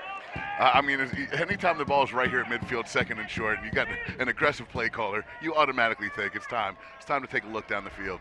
Yeah, I got number 5, Kim lined up in. Is what you're saying, Kevin? He wants Quentin to come into him. Out of this bunch formation. No, he's gonna give it to Ron. Ron is he's gonna be close to the 1st down. I think they're gonna give him forward progress. Looks like he got the 1st down. Yep. So we just keep on suggesting a shot's coming right in this neighborhood. Yeah. It is going to happen at some point. I feel it but too. But no, that's a smart decision right there. Keep the chains moving. Now you're doing to Gonzaga what Gonzaga did to you in the 1st half. You are going to control the clock. You're going to keep it out of their hands so that they can't be a threat at all and methodically move this ball down the field. And 13-3 is going to change a little bit of the the offensive dynamic for the Eagles. At that point, you're down double digits, and you got to, still maintain the game plan, but you're going to look to take a few more shots and open up to a few more 3rd and longs. 1st and 10, Soljay in shotgun. He's got 3 wide receivers, and he's going to hold it. He almost had a chance to get the option, but they were blown up. Nick Johns right there got through the gap. He was able to get to Sol-Jay before he was able to pitch. John Johns, big play. Josh Williams Nick was a quarterback. in the middle of the field That's now. why I favored him. Sol-Jay back to pass. That ball's in the air. He did not get Ron Cook looking at him when that ball came out. He's going to be 3rd and long. Yeah, it kind of looked like Ron Cook never saw that. Yeah, didn't It looked like he didn't see it. He wasn't expecting it. He wasn't expecting it it at was that probably point. the 4th option on the play, and it looked like uncharacteristically that Maeva was a little uncomfortable being in that pocket that long. He had without time. anybody in his face, and he rushed his throw a little bit. Ball at midfield, 3rd and long. Sol-Jay for the snap. Back to pass. It's a quick throw, and it's short. And it's going to be 4th and about 11. Another strong showing by the Gonzaga defense. Really, really good sound. I'm really impressed with Jalen McMurray and Grant Parker right now, the corners as well as the safeties for Gonzaga, especially Dean Ingram. I think they're doing a great job against the high talent of wide receivers that St. John's has. Doing a good job of locking them down right now. And a couple guys whispering to each other, do you think about it? Do you think about it? No, not at this point in the field. I think Ingram's going to get a chance here. You might want to keep this ball away from him.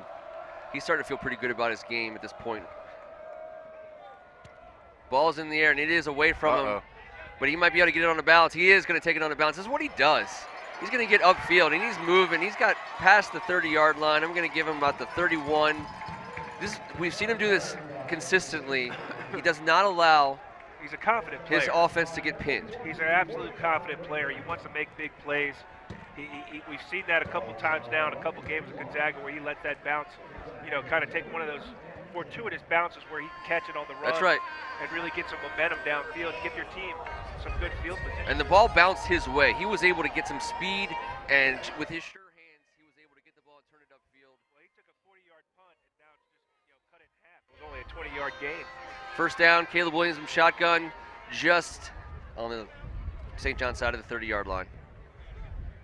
Caleb Williams back to pass, and he is going to put it in the air, and he's got a guy, and it's completion. Gonzaga ball, 45-yard line, 1st and 10.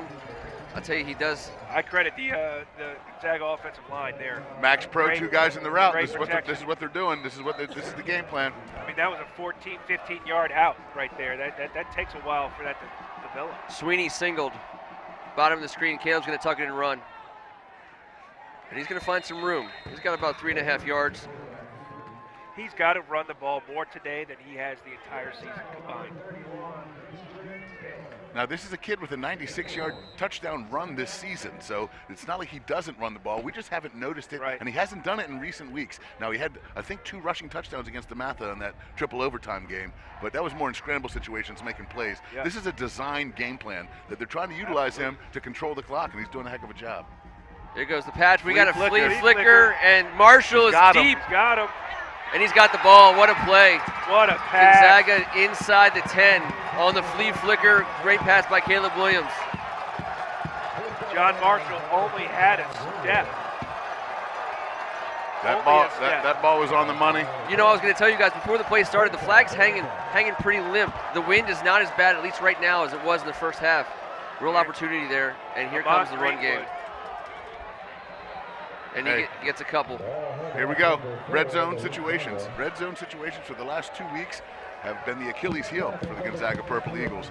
I see them running the ball a couple times, but this is going to be put in Caleb's hands to make a play. I do. I couldn't agree more. I said in the first half, I think they got to throw it in. They also have the bruiser Sangwa in there right now. Yep. Second and goal from the how about the nose guard, Williams, 7. as the up back. Man, he's just been on the field all day. They play him in many Here goes plays. the fade to Marshall, and it is broken up, and we got a flag thrown. They're going to call penalty on the St. John's secondary. Yeah, he had his hands inside, I think, a little bit too early. We get a replay of that and find out if this... Now, it looks like they spotted the penalty outside of the end zone. We'll see what that means. I'm an offensive guy, and it looked like they were both hand fighting. It looked like they both had a chance to go for the ball, and I think sometimes when it looks like a penalty.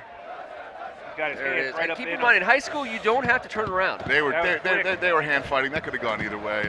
Really could have. It could have been a no call too. Gonzaga fans are fired up. That one guy looks really warm. He's got that Eagles mascot jersey on. I think he's probably the warmest guy here today. Caleb Williams in shotgun, and he's going to tuck it and run again. Now he's got some room, and that's a touchdown for Purple Eagles. Nice vision by Caleb Williams there. I think he wanted to go right, and it closed up, and he just switched fields and found an alley and put on that speed and was able to get it over. Let's send it down to the sidelines if we can. Joined by Kara Maloney once again after that touchdown by Caleb Williams. Yeah, guys, a couple of big plays on that drive, starting off with Dean Ingram, and the number 6, the punt returner. He's number 2 wide receiver as well. Senior who's committed to Wisconsin. His dad, Bobby Ingram, I'm sure you know him. He's an assistant coach right now for the Ravens, but he played at Penn State. So there's some football in his blood. And also another big play, you saw the flea flicker with John Marshall. He's a dual sport athlete, basketball, football, but he's going to the Naval Academy to play football. So these are some big time players out here making some big time plays. Yes, ma'am. 10-6, Gonzaga with the win. I'll tell you what, Carol knows a little something about dual sport athletes. I believe she played 6 sports. Yeah. I didn't even call that dual. I don't know what 6 is. The term for 6? I don't know what, it's like dual times 3. Triple dual. Yeah, triple dual. She got a triple dual. She was a triple dual threat, and also a collegiate basketball player. We take a lot of pride in multi-sport athletes. We talked about it before in these prep schools, these Catholic schools. St. John's and Gonzaga got a lot of boys. Obviously, some of the other schools, they got in order to field teams. Got to play multiple sports. She ran student government. She did the charity drive, and sometimes would say mass on Sundays with the. Amen, sir. Amen. Absolutely. She taught literature as well, I believe. AP literature. Gonzaga to kick off. To have her with us, man. Up 10-6, taking the lead in the third quarter. This is a big deal for St. John's. They got to answer here. The body language couldn't be more opposite. They are celebrating on the sidelines in white and purple. There comes number 20 with a lot of steam ahead of them, and they got another sure tackle. Right on the 20. 20 on 20 at the 20. Anything better than that. All right, here we go. 4 minutes, 57 seconds and counting. St. John's takes over on offense.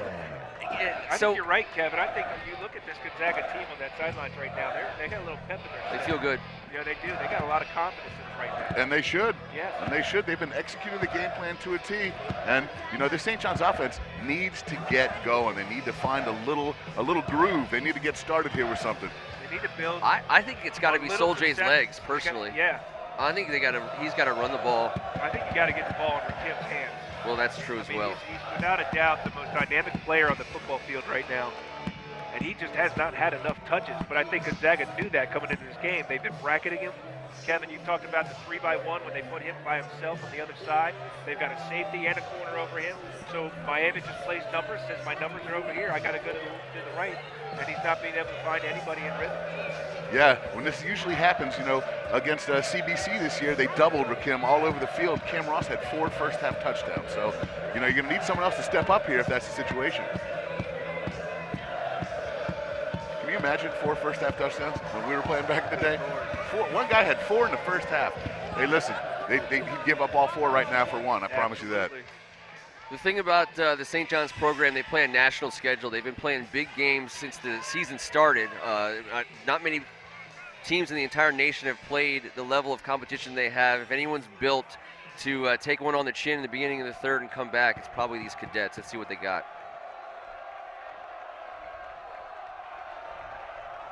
Sol J's going to check back in. Again, I do. I think he's got to adopt a little Caleb and maybe use his legs a little bit here on this drive. Something vertical. They haven't had anything vertical all day. That one pass where he stepped up. All right, he's got 1 yard there. Hole closed up fast. He thought he saw it for a second, and then it collapsed. Yeah, there's not a lot of. He's not comfortable in the pocket right now. He's not getting to his third step and feeling at ease, and he's had to escape a few times. We calling Hunter Stewart's name there. I think he was part of that stop. Number 13 for for Gonzaga. Has had a very good season. Certainly looks good out there with his hand on the ground or standing up on the outside. Josh Williams. Look at the communication in the Gonzaga defensive backfield. They're focused. Second and long. Soj gets. Oh, we're going to have a delay game. The pace offensively is off. The pace, the rhythm. There's nothing smooth happening. Listen, one big play away from, one first down away from getting into it, but it looks like St. John's is going the wrong way, and 10-6, and they're a little disheveled. Like this all year long. No, but I've seen them win many different ways, and I've seen them hang tough. But no, right now they absolutely are searching for something. Yeah. They're searching for someone to step up. That leader, I think number 9 is going to have to be the guy. Second and long. Soldier gets the ball. He's looking to throw, and he's got someone behind him. And it's number 9 again for Gonzaga. The Johns family is having a good day today. They move him around, too. His last big play was in the interior. That one came off the edge. We got a flag on the play. Is that true? I thought I might have seen a flag down. Maybe I don't. Nope. It's third and very long. Looks like it'd be about third, 24, 25. Not a lot of those plays in the playbook. Not a lot of protection for the last couple plays. Quick shot out to Rakim. He's got the ball and he's got some moving, but it's a tall order for him. They were just trying to get a little bit of room. That's give right. The punter some room. Little frustration from the cadets. They're going to send the punter out. There's no doubt that they're getting outplayed, outworked, out-hustled right now, but this is no time. It's 10-6 with 3 minutes in the third quarter. Another huge ask of the St. John's defense and special teams for that matter. Dean Ingram back here is dying to catch one on the fly. After a while, that clock's going to be a big factor. Just under 3 minutes in the third quarter. The punt's away. We got a fair catch from Dean. And a flag comes in. We got. I see 2 flags on the field. There's probably going to be thrown in the same direction. Yep. I have a feeling this might be on Gonzaga. A little hold on Mordecai. Illegal block, something. Ingram got the fair catch on their side of the 50.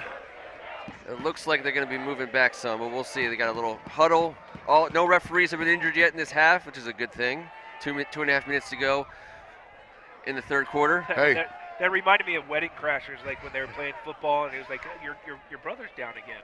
It's like, I think the referee's down again. What's going on? The referee's down again. Listen, I slipped him a couple Terry McGann cards at halftime. Those guys will be just fine for all the injuries, situations that they need. He's going to need McGann, Delpino, and Hughes. Speaking of, you see it on the bottom left-hand corner of the screen, Beltway Cleaners, our good friend Pat Judge. We appreciate you. We appreciate the work that you do and the support for not just First Amendment sports, but high school basketball in this area.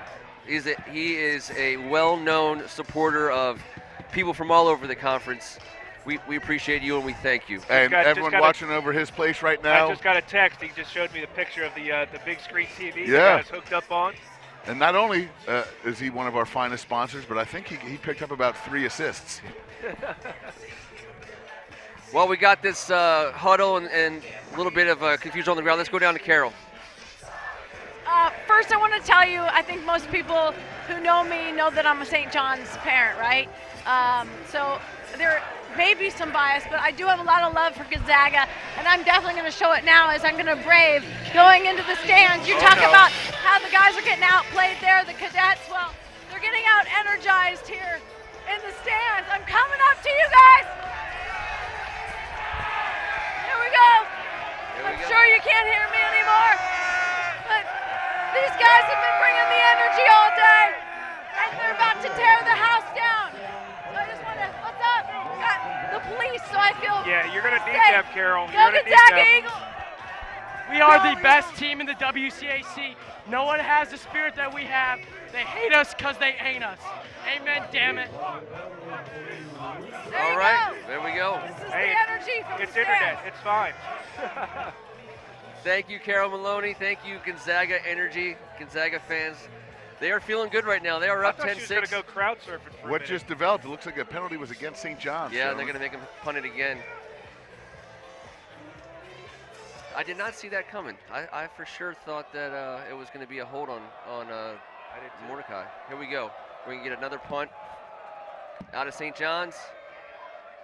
It's away clean again. A little bit of a better looking punt, but Ingram does not have to fair catch this, and he's elusive. He is elusive, and he's got running room. He's going to have to beat the punter, and he did. Gonzaga. I don't see a sign yet. Now it's a touchdown. You saw the way Dean Ingram's been playing in this game at every position that he played, whether it's wide receiver, what a play, jet sweep, trying to make catches at safety, making big plays, and then now in the special teams game, we were talking about it earlier about how he likes to try to make big plays. There is no bigger play than the one that he just made. What a play. I said it last week, and I said it today over and over again. The punt team for both sides was just very bad last week, both ways, and you were just anticipating something happening, and they make him re-kick it, and man, he made 3 sweet moves there, picked up a few blocks, and then the punter doesn't have a chance on a senior like that heading in there on the 10-yard line. Again, an opportunity afforded to Gonzaga Eagles because of a penalty on the last play. Kick is up. It's good. 17-6. Gonzaga over St. John's. 2.5 minutes to go in the third quarter. I'm going to be honest, guys. I'm shocked. Here we go again. We got Ingram back. Now, again, he has daylight right away, and then he just picks him apart. He puts a move on the punter. For a second, they thought he might have stepped out at the 2. They huddled over the goal line. Look at that score, 17-6. I don't think this is what people were expecting after what we saw last week, unless you were really watching in that third quarter. Look at this. Thank God Carroll got out of there just in time. I know. Good goodness. I mean, it's cold to be popping those drinks all up and down. Hey, she's a pro. She knew that she needed to do that in the third quarter, not the fourth when the shirts come off. You know, at that point in time. Do you think I'm wondering if that's going to happen today. Oh, no, they'll do it. I'm certain of it. They'll do it. All right. Well, it's 2.5 minutes to go. I bet you when the clock twinges, I bet you Pat Judge is going to be taking off that shirt when the fourth quarter starts around. Hey, similar to halftime Thank last God we week. don't have a camera at that house. Similar to at halftime last week, when everyone that has followed this conference forever knew that Gonzaga wasn't going anywhere, down 27-3 at halftime, they got themselves back into the game. St. John's has that same capability. There's 2:32 left in the third. They have gotten nothing done offensively. But nothing's over. I anticipate this coming down to the wire to the last possession. But St. John's needs a big answer here. Mordecai with the ball, galloping, and he gets met. A second straight tackle. Gonzaga's playing a different brand of football right now. They're riding the wave, they're riding the momentum, and they're just playing. They're playing out of their minds right now. St. John's needs to answer. They're getting punched. Yeah, there you go. Kai Holmes, second straight tackle. We got to call that guy's name out because he put a second straight tackle on Mordecai on the kickoff. You know, if you give him a couple steps, you know what he's going to do with the ball. The fact that they've been able to dampen his return game has been a factor. Well, Gonzaga's had little successes. They keep building upon each success, and you can see it in their body language and their confidence after each time they make a play. 1st and 10, and that's going to be enough to call the flag. I don't know if we're going to get a false start here or not. I believe they are. It's starting to get frustrating for St. John's, you can tell. 1st and 15. For St. John's, they are going backwards again, Kevin. 2.5 minutes to go in the third. They got to put something together. I'm shocked that this offense is performing this way. I have never seen this all season long. You know, the moment is the moment taking over right now. We'll find out here. It's 1st and 15. Let's see if they can answer.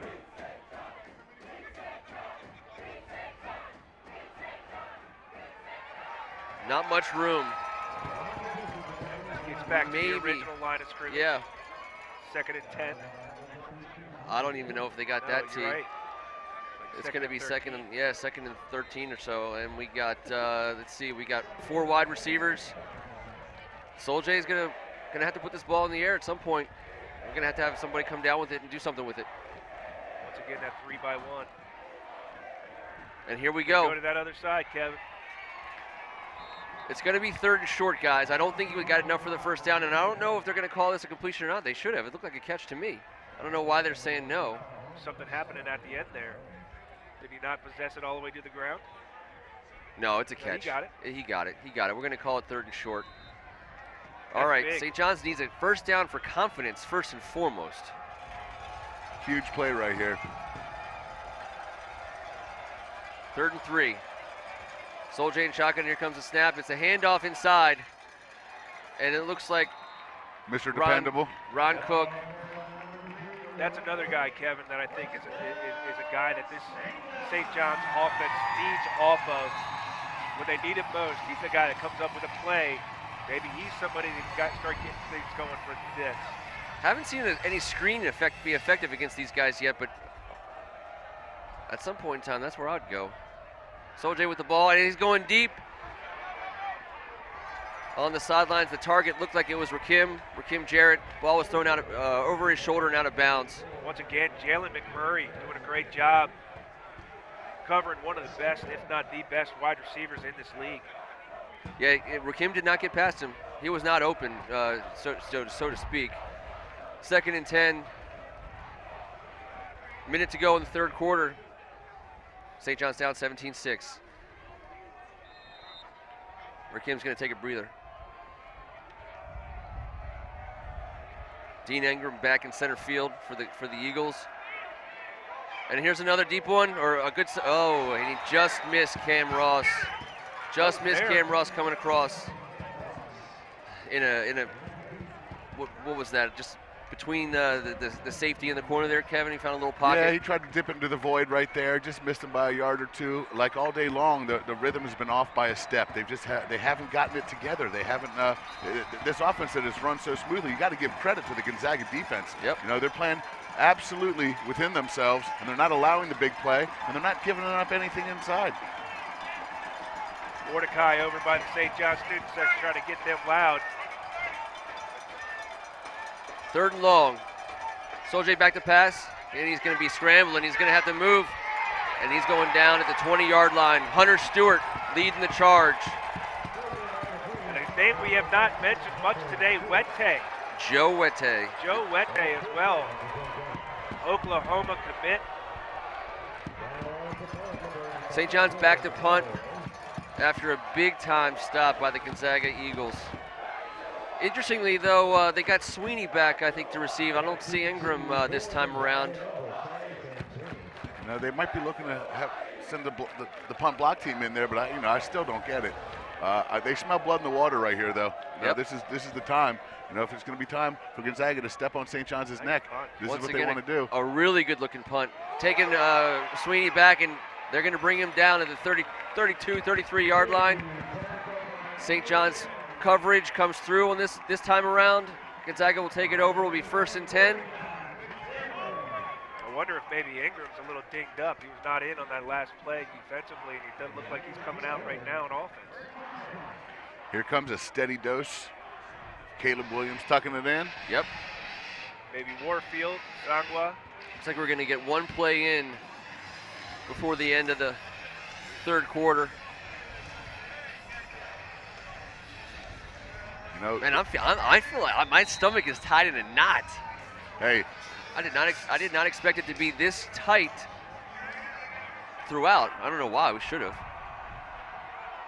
There comes Caleb, and there you go. He's tucking it, and he has got room. He has got a lot of room. He has crossed midfield, and he gets out of bounds at about the 45-yard line. St. John's 45-yard line, that is. And that is the end of the 3rd quarter. Just everything going Gonzaga's way right now. You know, even broken plays are working out in their favor. No doubt about it. It feels right now like it's their day, T. It's you know, this is 3 quarters so far it does. This would not be a major upset, but this would be an upset. It would be a major upset. Well, I don't know. This is going to be a ridiculous victory if you are a fan of the purple. I tell you, it is awful quiet down here to the left, scarlet and gray. I think people are still, like you said, they're confused. Dazed and confused, wondering what is going on. What is going on? Why don't we go down to the sidelines, pick up Carol Maloney before the 4th quarter gets started. Hey, you guys, yeah, a lot of people were saying that the Gonzaga Eagles had little to no shot, but they did have a shot. Still, though, this is the 3rd-ranked team in the country, St. John's Cadets, and they're on a 16-game winning streak. They're 9-0 this season. They've won 16 in a row dating back to last year. Nobody really saw them trailing by 11 to start the fourth quarter. It is kind of insane what's going on, but when you think about it, it's not, because in WCAC football, basketball, the insane usually happens. I said it before the game, Carol. Records get thrown out the window. This is still a rivalry game. We're now in the 8th quarter of a 2-week affair. Caleb Williams in shotgun, 1st and 10, just past midfield, and he's going to tuck it and run again. Why wouldn't he? And he's got some room. He leans forward to about the 44-yard line. Hey, I think the reason why everyone's in shock is Joe Casamento in his 3rd year here at St. John's is 11-1 at home. Guys, the one loss to the present #1 team in the nation, St. John's Bosco. They came back from behind to beat St. John's 21-17 late in the 4th quarter when they inserted the #1 quarterback in the nation, pro style, DJ I did the best I could there, but the kid can play. The kid plays a lot better than I can say his name, I can promise you that. 2nd and 8, 2nd and 7. Caleb Williams in shotgun again. He's got 2 wide up to the top. Looks like Marshall and Sweeney. And he's going to tuck it and run again. And he's got it good for maybe another 3. Bringing up a 3rd down for the Gonzaga Purple Eagles. Now, drivers can't get too conservative, though. I mean, we talk about it a lot. This St. John's team can strike at any moment, and they can strike quick. I think that he needs to continue moving these chains. Yeah, if you Can't cheat be up, content just eating up some time. if you cheat on Caleb, it could hurt you. And he's been getting dealt the hot hand, and the hot hand is his defense. He's going to play to that strength right now. And I see no reason why Caleb wouldn't be running the ball on 1st and 2nd downs for the rest of the 4th quarter. I got to believe, though, that Caleb's going to be putting this ball in the air. Oh, there he goes. And it's he's going to have a chance at the 1st down. It looks like they're going to mark him short. No, it is. About a yard short. The far referee. The far referee is going to call it a 1st down. Caleb Williams. Big 3rd down conversion. We are directly right here, gentlemen, and the near side referee and the far side referee were about 3 yards apart. Yes, they were on that spot. Yes, they were. That was. Well, it looks like Caleb had his surge there. To the referee on the other side of the field, he did run it to the left. He did run it to that side. And these refs have taken a few hits on the chin today. They have. They've had a rough day. Right in it. Caleb Williams has. I wish we had the stat yards after contact, because he is getting contacted. That is for sure, and he's been moving forward every time. 1st and 10, Gonzaga just outside the 35. Play clock. I got either a delay a game or a false start. Delay a game. Well. You guys want to bet $1 on what happens on the next play? I mean, it's the formula. It's the formula. They're milking the clock. You know, Gonzaga's made one mistake on offense all day. That was having the ball stripped out for the 6th. And that's why the score is right now 17-6. They've been pretty conservative, pretty good with protecting this ball. 1st and long with the clock stopped. Just under 10 minutes to go in the game. Gonzaga with a 17-6 lead. It's an inside handoff, and he's got space. And he's moving forward. Was that Terry? Malcolm Terry. Terry with the carry. We got 3rd.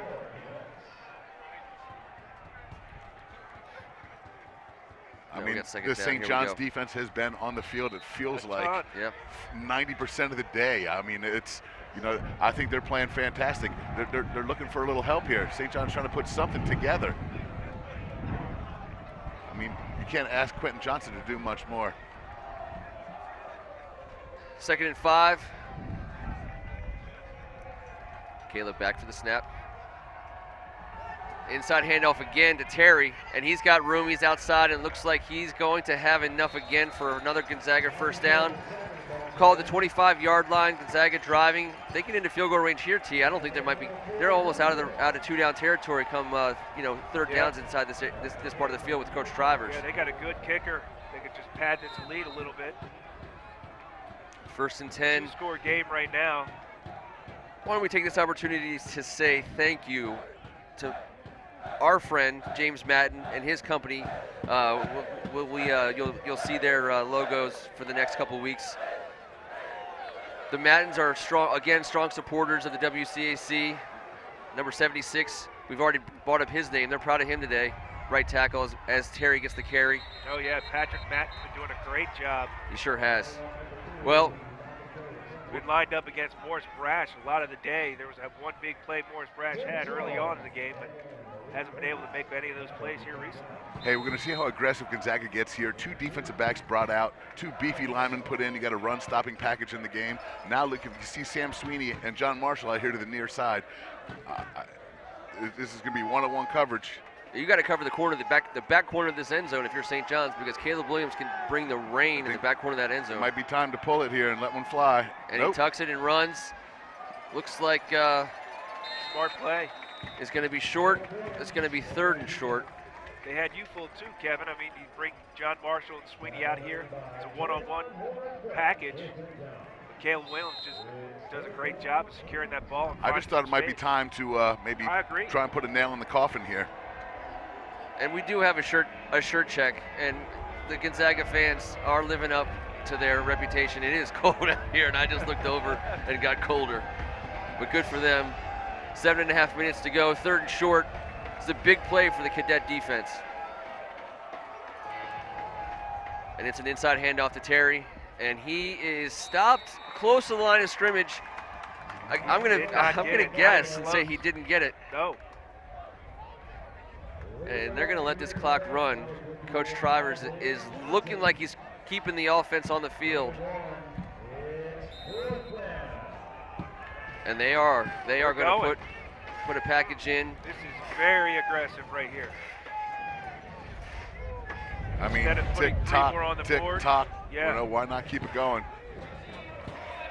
But making it a true two-score game by putting 3 on the board right now. It's leaving an opportunity for St. John's to make a stop. Caleb did get him on, bring it within 1 score. On his cadence earlier today. There's the snap, and here goes Caleb, and he is met. I don't think he got it. On 4th and short. This is going to be real close. He didn't get it. We got a bad angle here, but I'm going to say we're turning this over on downs. What a stop for the Cadet defense. Now, they got 6.5 minutes to work here, Kevin. They're going to have to move with a little bit more urgency than they have so far this game. They need... Mark this spot in the game, gentlemen. Mark this spot in the game. That could have been a huge decision by Trivers to go for it there. St. John's has been shut out offensively all day long. You know, you're asking a lot right here. 6 minutes and 28 seconds. You got 3 timeouts. You know, things are going to have to change drastically. The way this defense has been playing, they've been playing great contain. What's the play that shakes them loose here? They haven't been able to get upfield. They haven't had much time to throw the ball, Ken. Okay. So, you know, no matter what happens, if you don't execute in the pass protection game, then it doesn't matter what play you call. They're going to lead someone to buy Soul J some time. We saw Coach Pat Ward drawing it up right here in front of us. Let's see if they went to school. Empty set. Quentin Johnson with the reception. He's got a little bit of wiggle. He's going to get it to 1st down for St. John's. We're going to call the ball about the 31-yard line. St. John's is going to get back to the line of scrimmage. Why not get the ball to the best guy wearing scarlet and gray on the field today? Yep. He's the hot guy. He's the one that's been making And the wind is blowing again. The wind is blowing again. Empty set again. 1st and 10. 30-yard line. Here comes Soljay. 3-step. And that ball sails on him. He wanted. Oh, and he's on his back. That's why. Yeah, he's a tough kid. He took a big hit. Joshua Williams in the backfield. Got to regroup. You're going to go empty. You know, you're going to take a couple of those. If you can hang in there and stick one, it could be a big play. Gonzaga sticking with their base 4-2-5. You know, they've stuck with it for 2 weeks. It's just execution at this point. Here comes the call. They gotta hurry up. Yeah, the play clock is not visible on the field I can't today. see it either, yeah. It's usually right here in the end zone on the right. Obviously, the referees have it in the backfield. And here goes Soljay's going to try to run. He makes a move, and he's going to get out of bounds, a gainer of about 4.5 yards. That's going to be 3rd down. At what point are they in 4-down? I mean, are they 4 downs? All day. It's over. No more punt team. It's done. That's right. I mean, they got to get 6, and they got 2 plays to get it.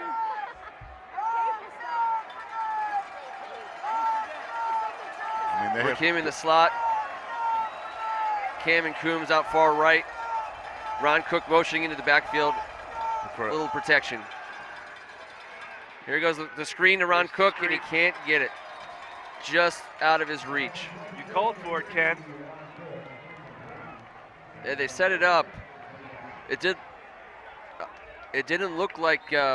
What's this referee calling? Well, somebody definitely stayed home for Gonzaga to make that pass nearly impossible. We got a timeout by St. John's. Okay, that's what it is. I don't think you can afford to give the ball back at this point. The way Gonzaga has been just bleeding that clock down. Yep. You know, high school football, it seems to move a little faster this last 6 minutes. You're right. Only 6 minutes left. 6 minutes, 5 seconds left in the fourth quarter. It's due time right now. It's go time for St. John's offensively. They got to go for it here on fourth down. They've got to move the chains. Gonzaga can easily milk about 3 minutes off that clock. And unfortunately, there's some news that we share together as in the rivalry. Father Joseph Kleinstuber, Father K to all of us that loved him, a Gonzaga graduate, stalwart at St. John's for 25 years as the St. John's chaplain. The man was the golf coach. The wrestling room here at St. John's was named after him. Father K had a tremendous ability and talent to connect with all the kids. He said about a 25-minute mass, guys, and I can hear Father K in my ear right now saying, move on, let the game go. A huge lover of sports, a fantastic man. Rest in peace, Father K. We're all going to miss you. Yeah, Father K, synonymous with St. John's. Just had so much influence on so many young men's lives, young people's lives. Big fourth down, empty backfield. Soldier looking to get a snap. Cadets got to get it first to keep their chances alive. The ball's in the air, and that ball is brought down and caught. Is that Ron Cook? It is. That's Ron Cook. Ron Cook with the catch. Let's take it down. Let's take it down to Carol Maloney. Real fast. Carol, what do you got for us? I've just been watching Rakim Jarrett today because he hasn't been involved that much, and Soldier's been looking his way. You just saw a completion to Ron Cook, but Kim definitely wants to get involved. He's one of the best offensive weapons they've had, and he's been really quiet. Gonzaga's done a great job shutting him down. It's just a little known fact about Kim. You'll hear a lot more about him later. He's a junior this year, but he's already got 28 offers from big-time programs, from Alabama, Auburn, and all the way down. So if they can't get Kim involved, it definitely hurts their offense. That time it was like Caleb Coombs, I believe, who's been a good outlet for him before, but Carroll's absolutely right. They've got to get the ball to number 5. Well, the last 2 throws, we have seen Soldier step in and let it rip. Yep. There's no more hesitation, and I think he's found a little bit here, so. Ron Cook with a short gain. It's going to be third Don't short. think he got there. But the protection has been better all of a sudden. You see Soldier step into that fourth down throw to Ron, and then you come out to the right side and followed up with another dart bullet. This looks more like number 9 than he's looked all day. Yeah, they may be catching that rhythm that we've been talking about that they've been missing all day. Dean Ingram back on the field, center field, if you were worried about that before. Looks like Ron Cook's going to get enough for a first down and then some. Got the ball to the 44-yard line.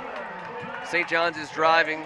4:45 to go in the game. This is the more comfortable pace that St. John's has played with all season. They're starting to get a little bit going. 4:46 left. You better start to get a little bit going. Yeah, you're going to want to get that score here sooner rather than later.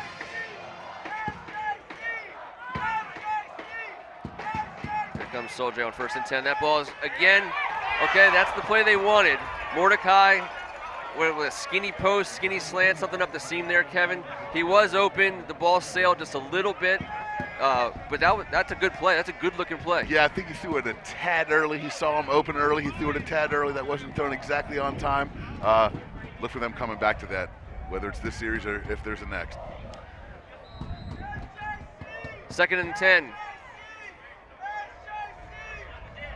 5 wide receivers for the Cadets, looking to protect Soldier so he can find one of them.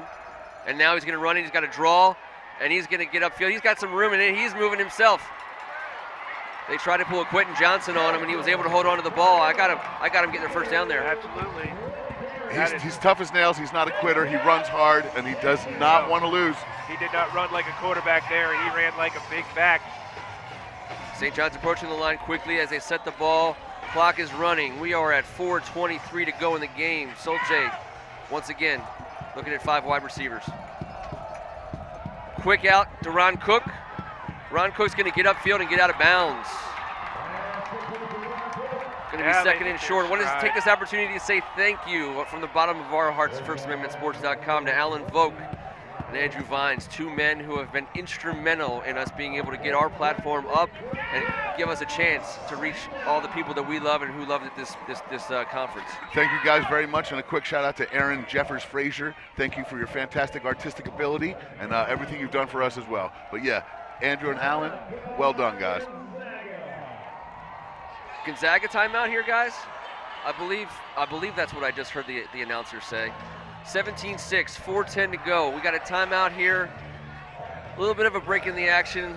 Man, those Gonzaga kids look freezing. There is nothing but shade on that side of the stands. I'm cold watching them.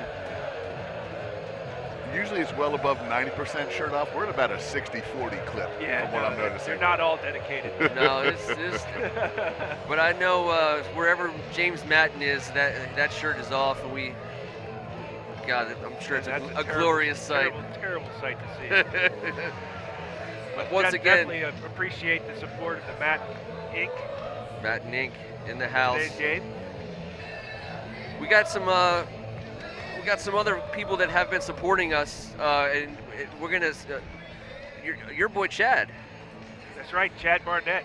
He's gonna be a part of the productions next week. DeMatha grad, great friend of mine. Had an unfortunate story back in his freshman year at DeMatha. Found out he had cancer in his shoulder. Had to have his shoulder replaced. But always kept a great spirit. Has been a great friend and a supporter of us going forward. Appreciate you, Chad. First down, St. John's knocking on the door, down 17-6. Soljay with a snap. Three-step drop. He's going to let it go into the end zone, and we got ourselves a touchdown by St. John's. I believe that's Rakim finally making a mark on this game. Knew he was. 4 minutes and 6 seconds, and it's a one-score game. Let's go down to Carol Maloney. Carol? Yeah, Soljay, his 23rd touchdown pass of the season. You knew he was going to have to get the offense involved through the air to make up some of the points. Now they're down 5 with 4 minutes to go in the game. And the entire season, the year, this undefeated ride they've had, the national ranking that they've carried in the top 5 all year, that's all on the line right now. So a lot of pressure, but he certainly didn't show it there. They're going to go for 2 here. They're going to go for 2 here, guys.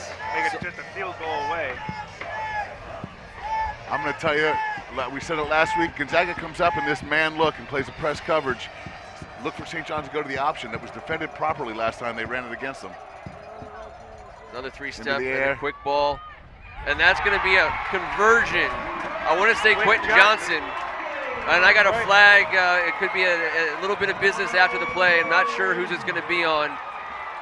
There was a St. John's and a Gonzaga player, Dean Ingram, and potentially Rakim Jarrett mixing it up after the play was over. This is a huge, huge, huge penalty. A huge penalty. It'll be interesting to see who they call it on and how it impacts the kickoff. The refs are talking about it. We're about to get a call. This is the one. This is what we don't expect bad penalties and mistakes like this, but it happens in rivalry games. Ball, personal foul. Against St. John's. It's on St. John's. That's a killer. It's a killer with 4 minutes left. You had the ability to possibly think about onside kicking. Now you got to kick it off. Instead of getting the ball at the 20-25, you're looking at around the 40-yard line for Gonzaga. Either way, you need to stop badly. Does Soljay look completely different throwing the ball on that drive, guys? It's coming off the hand. He's stepping into it with confidence. Yeah. You're looking at the scoreboard. You got 4 minutes, 6 seconds, 3-point ball game. Both teams have 2 timeouts left. St. John's, very easily could kick this ball down deep. They can get a stop. Use those 2 timeouts, preserve some time on the clock, but getting that stop, Kevin and Ken, Hart, is going to be the toughest thing, and they have not been able to do that very easily today. Here's what we've seen. We've seen Caleb with the ball in hand. They're going to put the ball in Caleb's hands. He's taken a few hits. It's been a long day. On the St. John's perspective, you're looking to get that ball the same way Quentin got it. From the Gonzaga perspective, tick-tock, let that thing run. We'll see how aggressive Randy Trivers decides to be here with 4 minutes and 6 seconds on the clock. It'll be very interesting to see how aggressive he gets. This is a long way to kick it in high school from the 25. It's going to be fielded at about the 22-yard line. Ingram with it, and he's got room. This time they will bring him down. Gonzaga takes over at the 45-yard line with 4 minutes to go in the game, up by 3. Coach Trivers and the Gonzaga program, they want to get something done here, guys. Ball security, ball security. A lot of seniors on this team. Lucas Warfield has been there. Loic Sangwa has been there. You put the ball in your QB's hand all day long and followed this recipe to get yourself a 3-point lead with 4 minutes to go. Can they finish it? Well, we appreciate everyone joining us today. This game has been everything we hoped it would be. 1st and 10, Gonzaga with the ball. Warfield out to the right, and he's going to. I'll be interested to see why that wasn't a hold. I thought I saw some jersey grabbing. If there's no flag, then something happened. We all saw it. I thought that was a hold, but maybe the flag is on the ground. Yeah, okay, they did call it. Listen. The flag was blocked from us. There's the hold right there. You can see a little bit of a red jersey in the hands. The stadium called the hold themselves. Yeah. You can hear it all around us. Yeah, when we didn't see the flag, we thought to ourselves, what's going on here? It's good news for the St. John's defense, but listen, we saw Caleb Williams already convert on 4th and long. We saw him already get yards that he never had any business getting, and now he's got about 20 plus yards in front of him that he's going to try to get it the same way. Coach Trivers is going to have to come up with something. Clock running, 3:45. Gonzaga lead is 3. Caleb approaches the line of scrimmage. He's under center.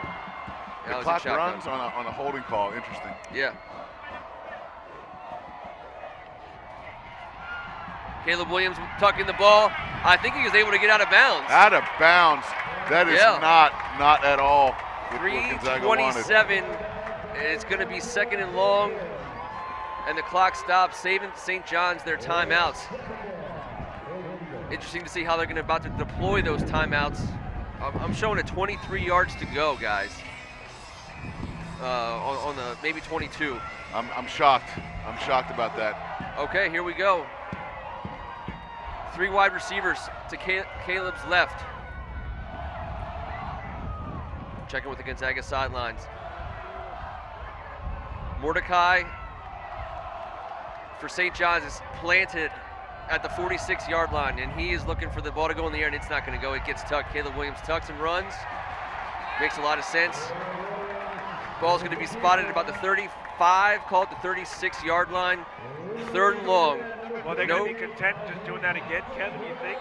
It looks like it, T. It looks like it. They're just rely on their defense to stop as the closer. They're going to use the defense as the closer. I don't they're see going to them save doing their anything timeouts right now. for offense. Although they just did call the timeout.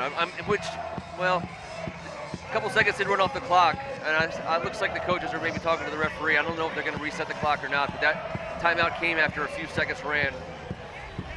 I mean, 3rd and 20 right now. I think you just saw Caleb tuck it away. I don't see anything else happening. They're going to try and get them to get rid of all their timeouts, punt the ball, and play the defense that's gotten them there all day long. All of the people in the stands are excited at this moment in time. A second ago it was a little one-sided. There's energy from our left and right, red and purple. There they are. Got something to cheer about. 3rd and long for their defense. Hey, I got to tell you guys, I got something to cheer about. I've had a great time doing this game with you guys today. Can you believe we're getting something like this? This is exactly what we dreamed about. This is what we wanted. It's coming down to the last possession. Yeah, I got to think. It's either going to be one or two things. They're going to go with the same formula, keep it in Caleb Williams' hands, just make sure they protect that ball, or they could go with a screen here. It's a safe play if you can get it connected, and it's got a possibility of picking up the 1st down, but here we go. Of those two, it's going to be conservative. St. John's showing 2 deep. Oh, Caleb wow. in shotgun. He's back to throw. He is looking to crank that ball, and he is down. He's going down at the 25-yard line. St. John's did not get the turnover. That's not a ball that was loose, everybody. It looks like Traymon's holding up a hand warmer. Caleb not Williams a ball. Caleb Williams goes down. It's going to be 4th and long. This is definitely a fun situation for the Purple Eagles. Shout out quickly to the Knights of Columbus up in the Rock Creek Council watching this live from the hall downstairs. Monsignor Charles Gormley leading the charge. Mike Horan. Not sure who's behind the bar back there, but we got a lot of buddies from all sides of this game and pretty much all sides of the league sitting down in that council, enjoying this event. Probably a little warmer than us. Hey, gentlemen, keep your shirts on. And save a seat for us. Yeah, exactly. We're only about 2 hours out. St. John's is going to get this ball back, guys. I can tell you, 10 minutes ago, I didn't know what I was feeling. I'm the Bishop McNamara guy. T's the DeMatha guy. We got a scarlet and gray guy here, T, who had reason to be a little bit tight. I like all of a sudden felt like I'm going to both schools. But you know what? When Carol did her spot for the fourth quarter, the beginning of the fourth, the calmness that she delivered those remarks about the way that the St. John's team, and especially guys like Rakim, have been in these situations and made big plays. You know, there is some sort of feeling that St. John's is going to have a very good shot of at least tying this game. And look who's back returning this punt. You want to punt it away from number 3, Ron Cook. I can promise you that. Ron Cook looking to do his best Dean Ingram impression. The ball is away. It's a returnable punt, fielded cleanly by Ron Cook. He's at the 45. This tackle by Gonzaga, he's going to get to the 50-yard line. We got 2 minutes, 48 seconds to go, guys. St. John's down by 3, taking over on offense. And only 51 yards to go to Painter, or at least maybe 35 to have a shot at tying this game. Oh, you know they're thinking about 6 here, guys. You know they're thinking about 6. Hey. This is the stuff that legends are made of. We will talk about this game for decades after this. Of course we will. It's our first run at it. But the Maeva family sitting out there, all the Gonzaga guys that were in control of this game, a majority of the afternoon are sitting here going, we got to do it one more time. Every one of these kids dreamed of being in this situation at some point in time. Soljay, 5 wide receivers, back in shotgun. St. John's taking the ball at midfield. He's got time. The ball is in the air, and that's a takedown, boys and girls.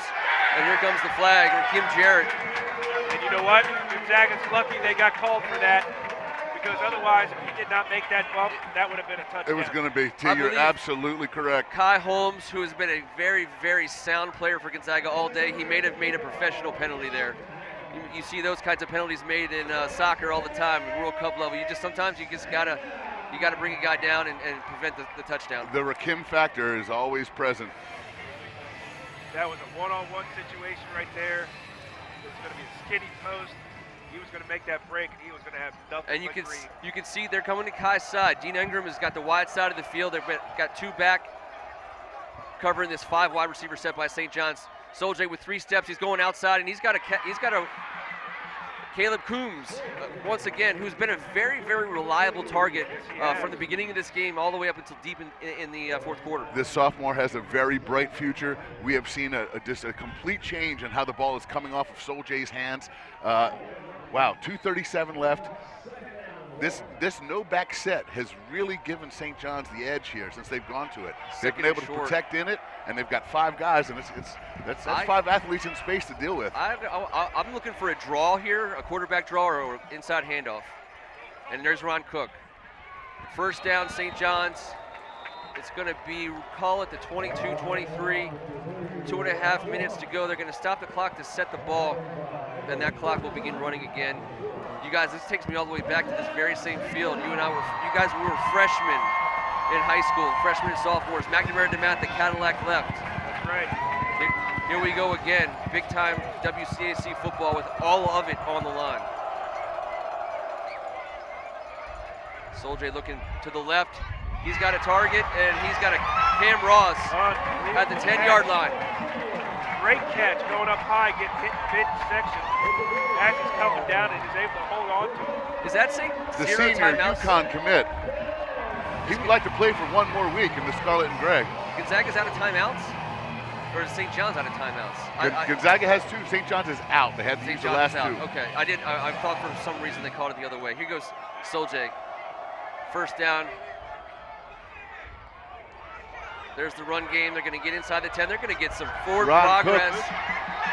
And look at down to the 5. Coach Pat Ward is so proud of his boys right now. I saw him drawn up with the whiteboard, down 17-6. He took his boys to school. They've been giving Soljay plenty of time to throw, and he's been stepping up into those throws. It's like he said, hey, Coach Cash, we got something here and no back. My guys are ready to go. They're going to have to spread us out, man on man. We've been here. We've done this. That's what we do all offseason.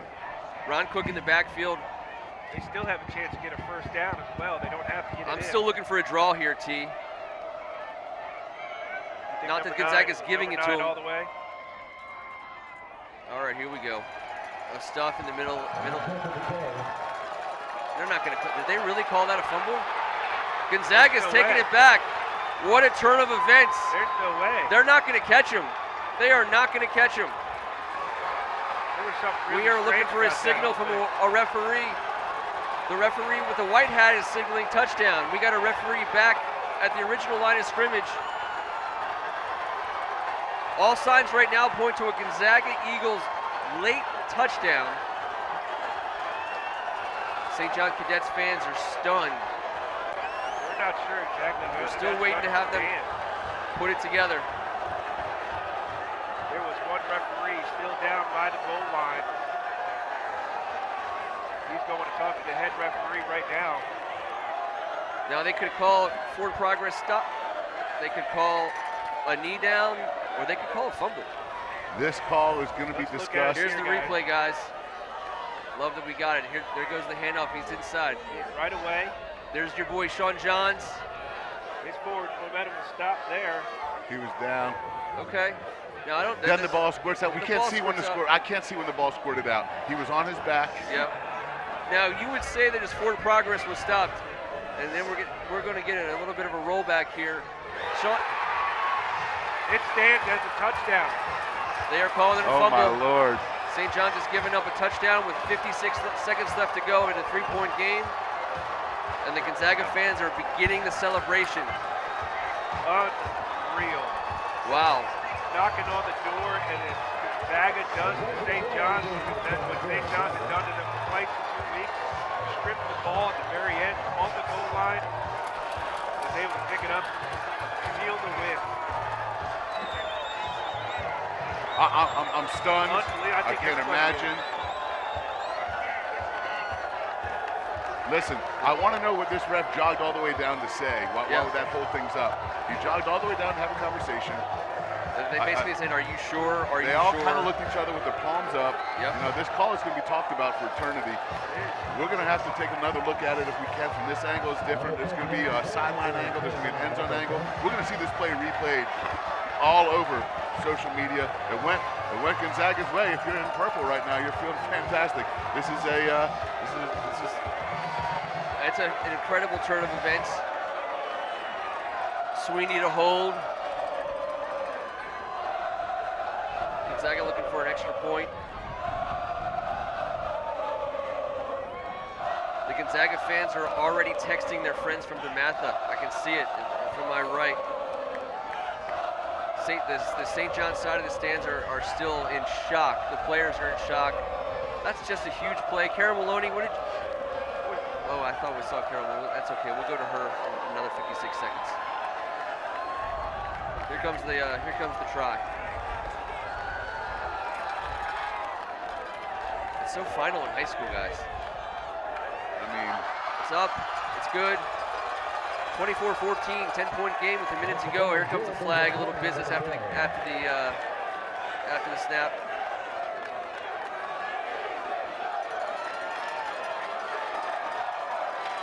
I'm floored. All I know is we see Ron Cook on his back. A split second later, you see the ball scooped. Yeah. The whistle was not blown. No, it was not. From what we can hear, I cannot wait to see.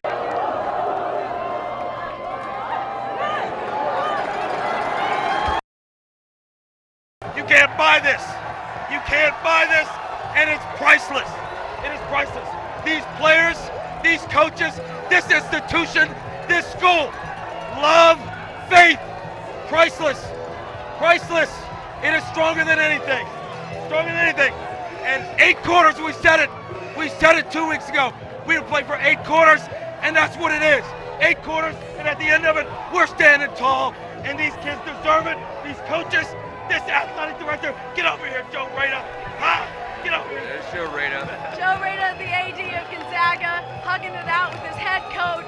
I do have a question. Get over here. Let him Get have over here, baby. Okay, one question more for me. I mean, because not many people thought you had a chance to take this team down, that they were a train on a track team. Let me tell you something. That is a life lesson. A life lesson. You believe you expect to do great things because you have sacrificed. And that's what our program has done. We have sacrificed. These men have worked. These coaches, these players, we don't listen. We don't care about what's in the newspaper. We don't care about what's on the internet. We don't care. Those people don't know how we live, how we run, how we train, how we practice, how we meet, how we prepare. Only we know that, baby. Only we know I'm ready. You got me ready. Let's go. All right, let's do it. You're darn right. Thank you. Coach Randy Travers, Gonzaga head coach, celebrating tonight with his team, community, and his family, and I made it out safe. I want to say thanks to Ken Marangolis, who really saved me. I don't know if you noticed, my second half performance was better because I was wearing this really heavy coat. I was not expecting it to be so cold. We will see you next week, right, guys? DeMatha, Gonzaga, a week from tomorrow. DeMatha, Gonzaga at 6. We got Riken and O'Connell at 1. Catholic University, a day of championships. On behalf of First Amendment Sports, I'm Ken Marangola. This is Kevin Ricka. He's Tim Strachan. She's Carol Maloney from St. John's Field, home of the upset. Gonzaga over St. John's, guys. We'll be talking about it on Tuesday night from the basement, and we'll be talking about it for quite some time. Tune in. Join us on Tuesday night. Thank you for checking us out today. We had a blast doing this, bringing it to you. Ken, thank you for bringing us together and making this day happen. We've all enjoyed the heck out of it, my man. Looking forward to doing it again next week. Thanks to all our sponsors, all our partners, all our friends, everybody's made this possible.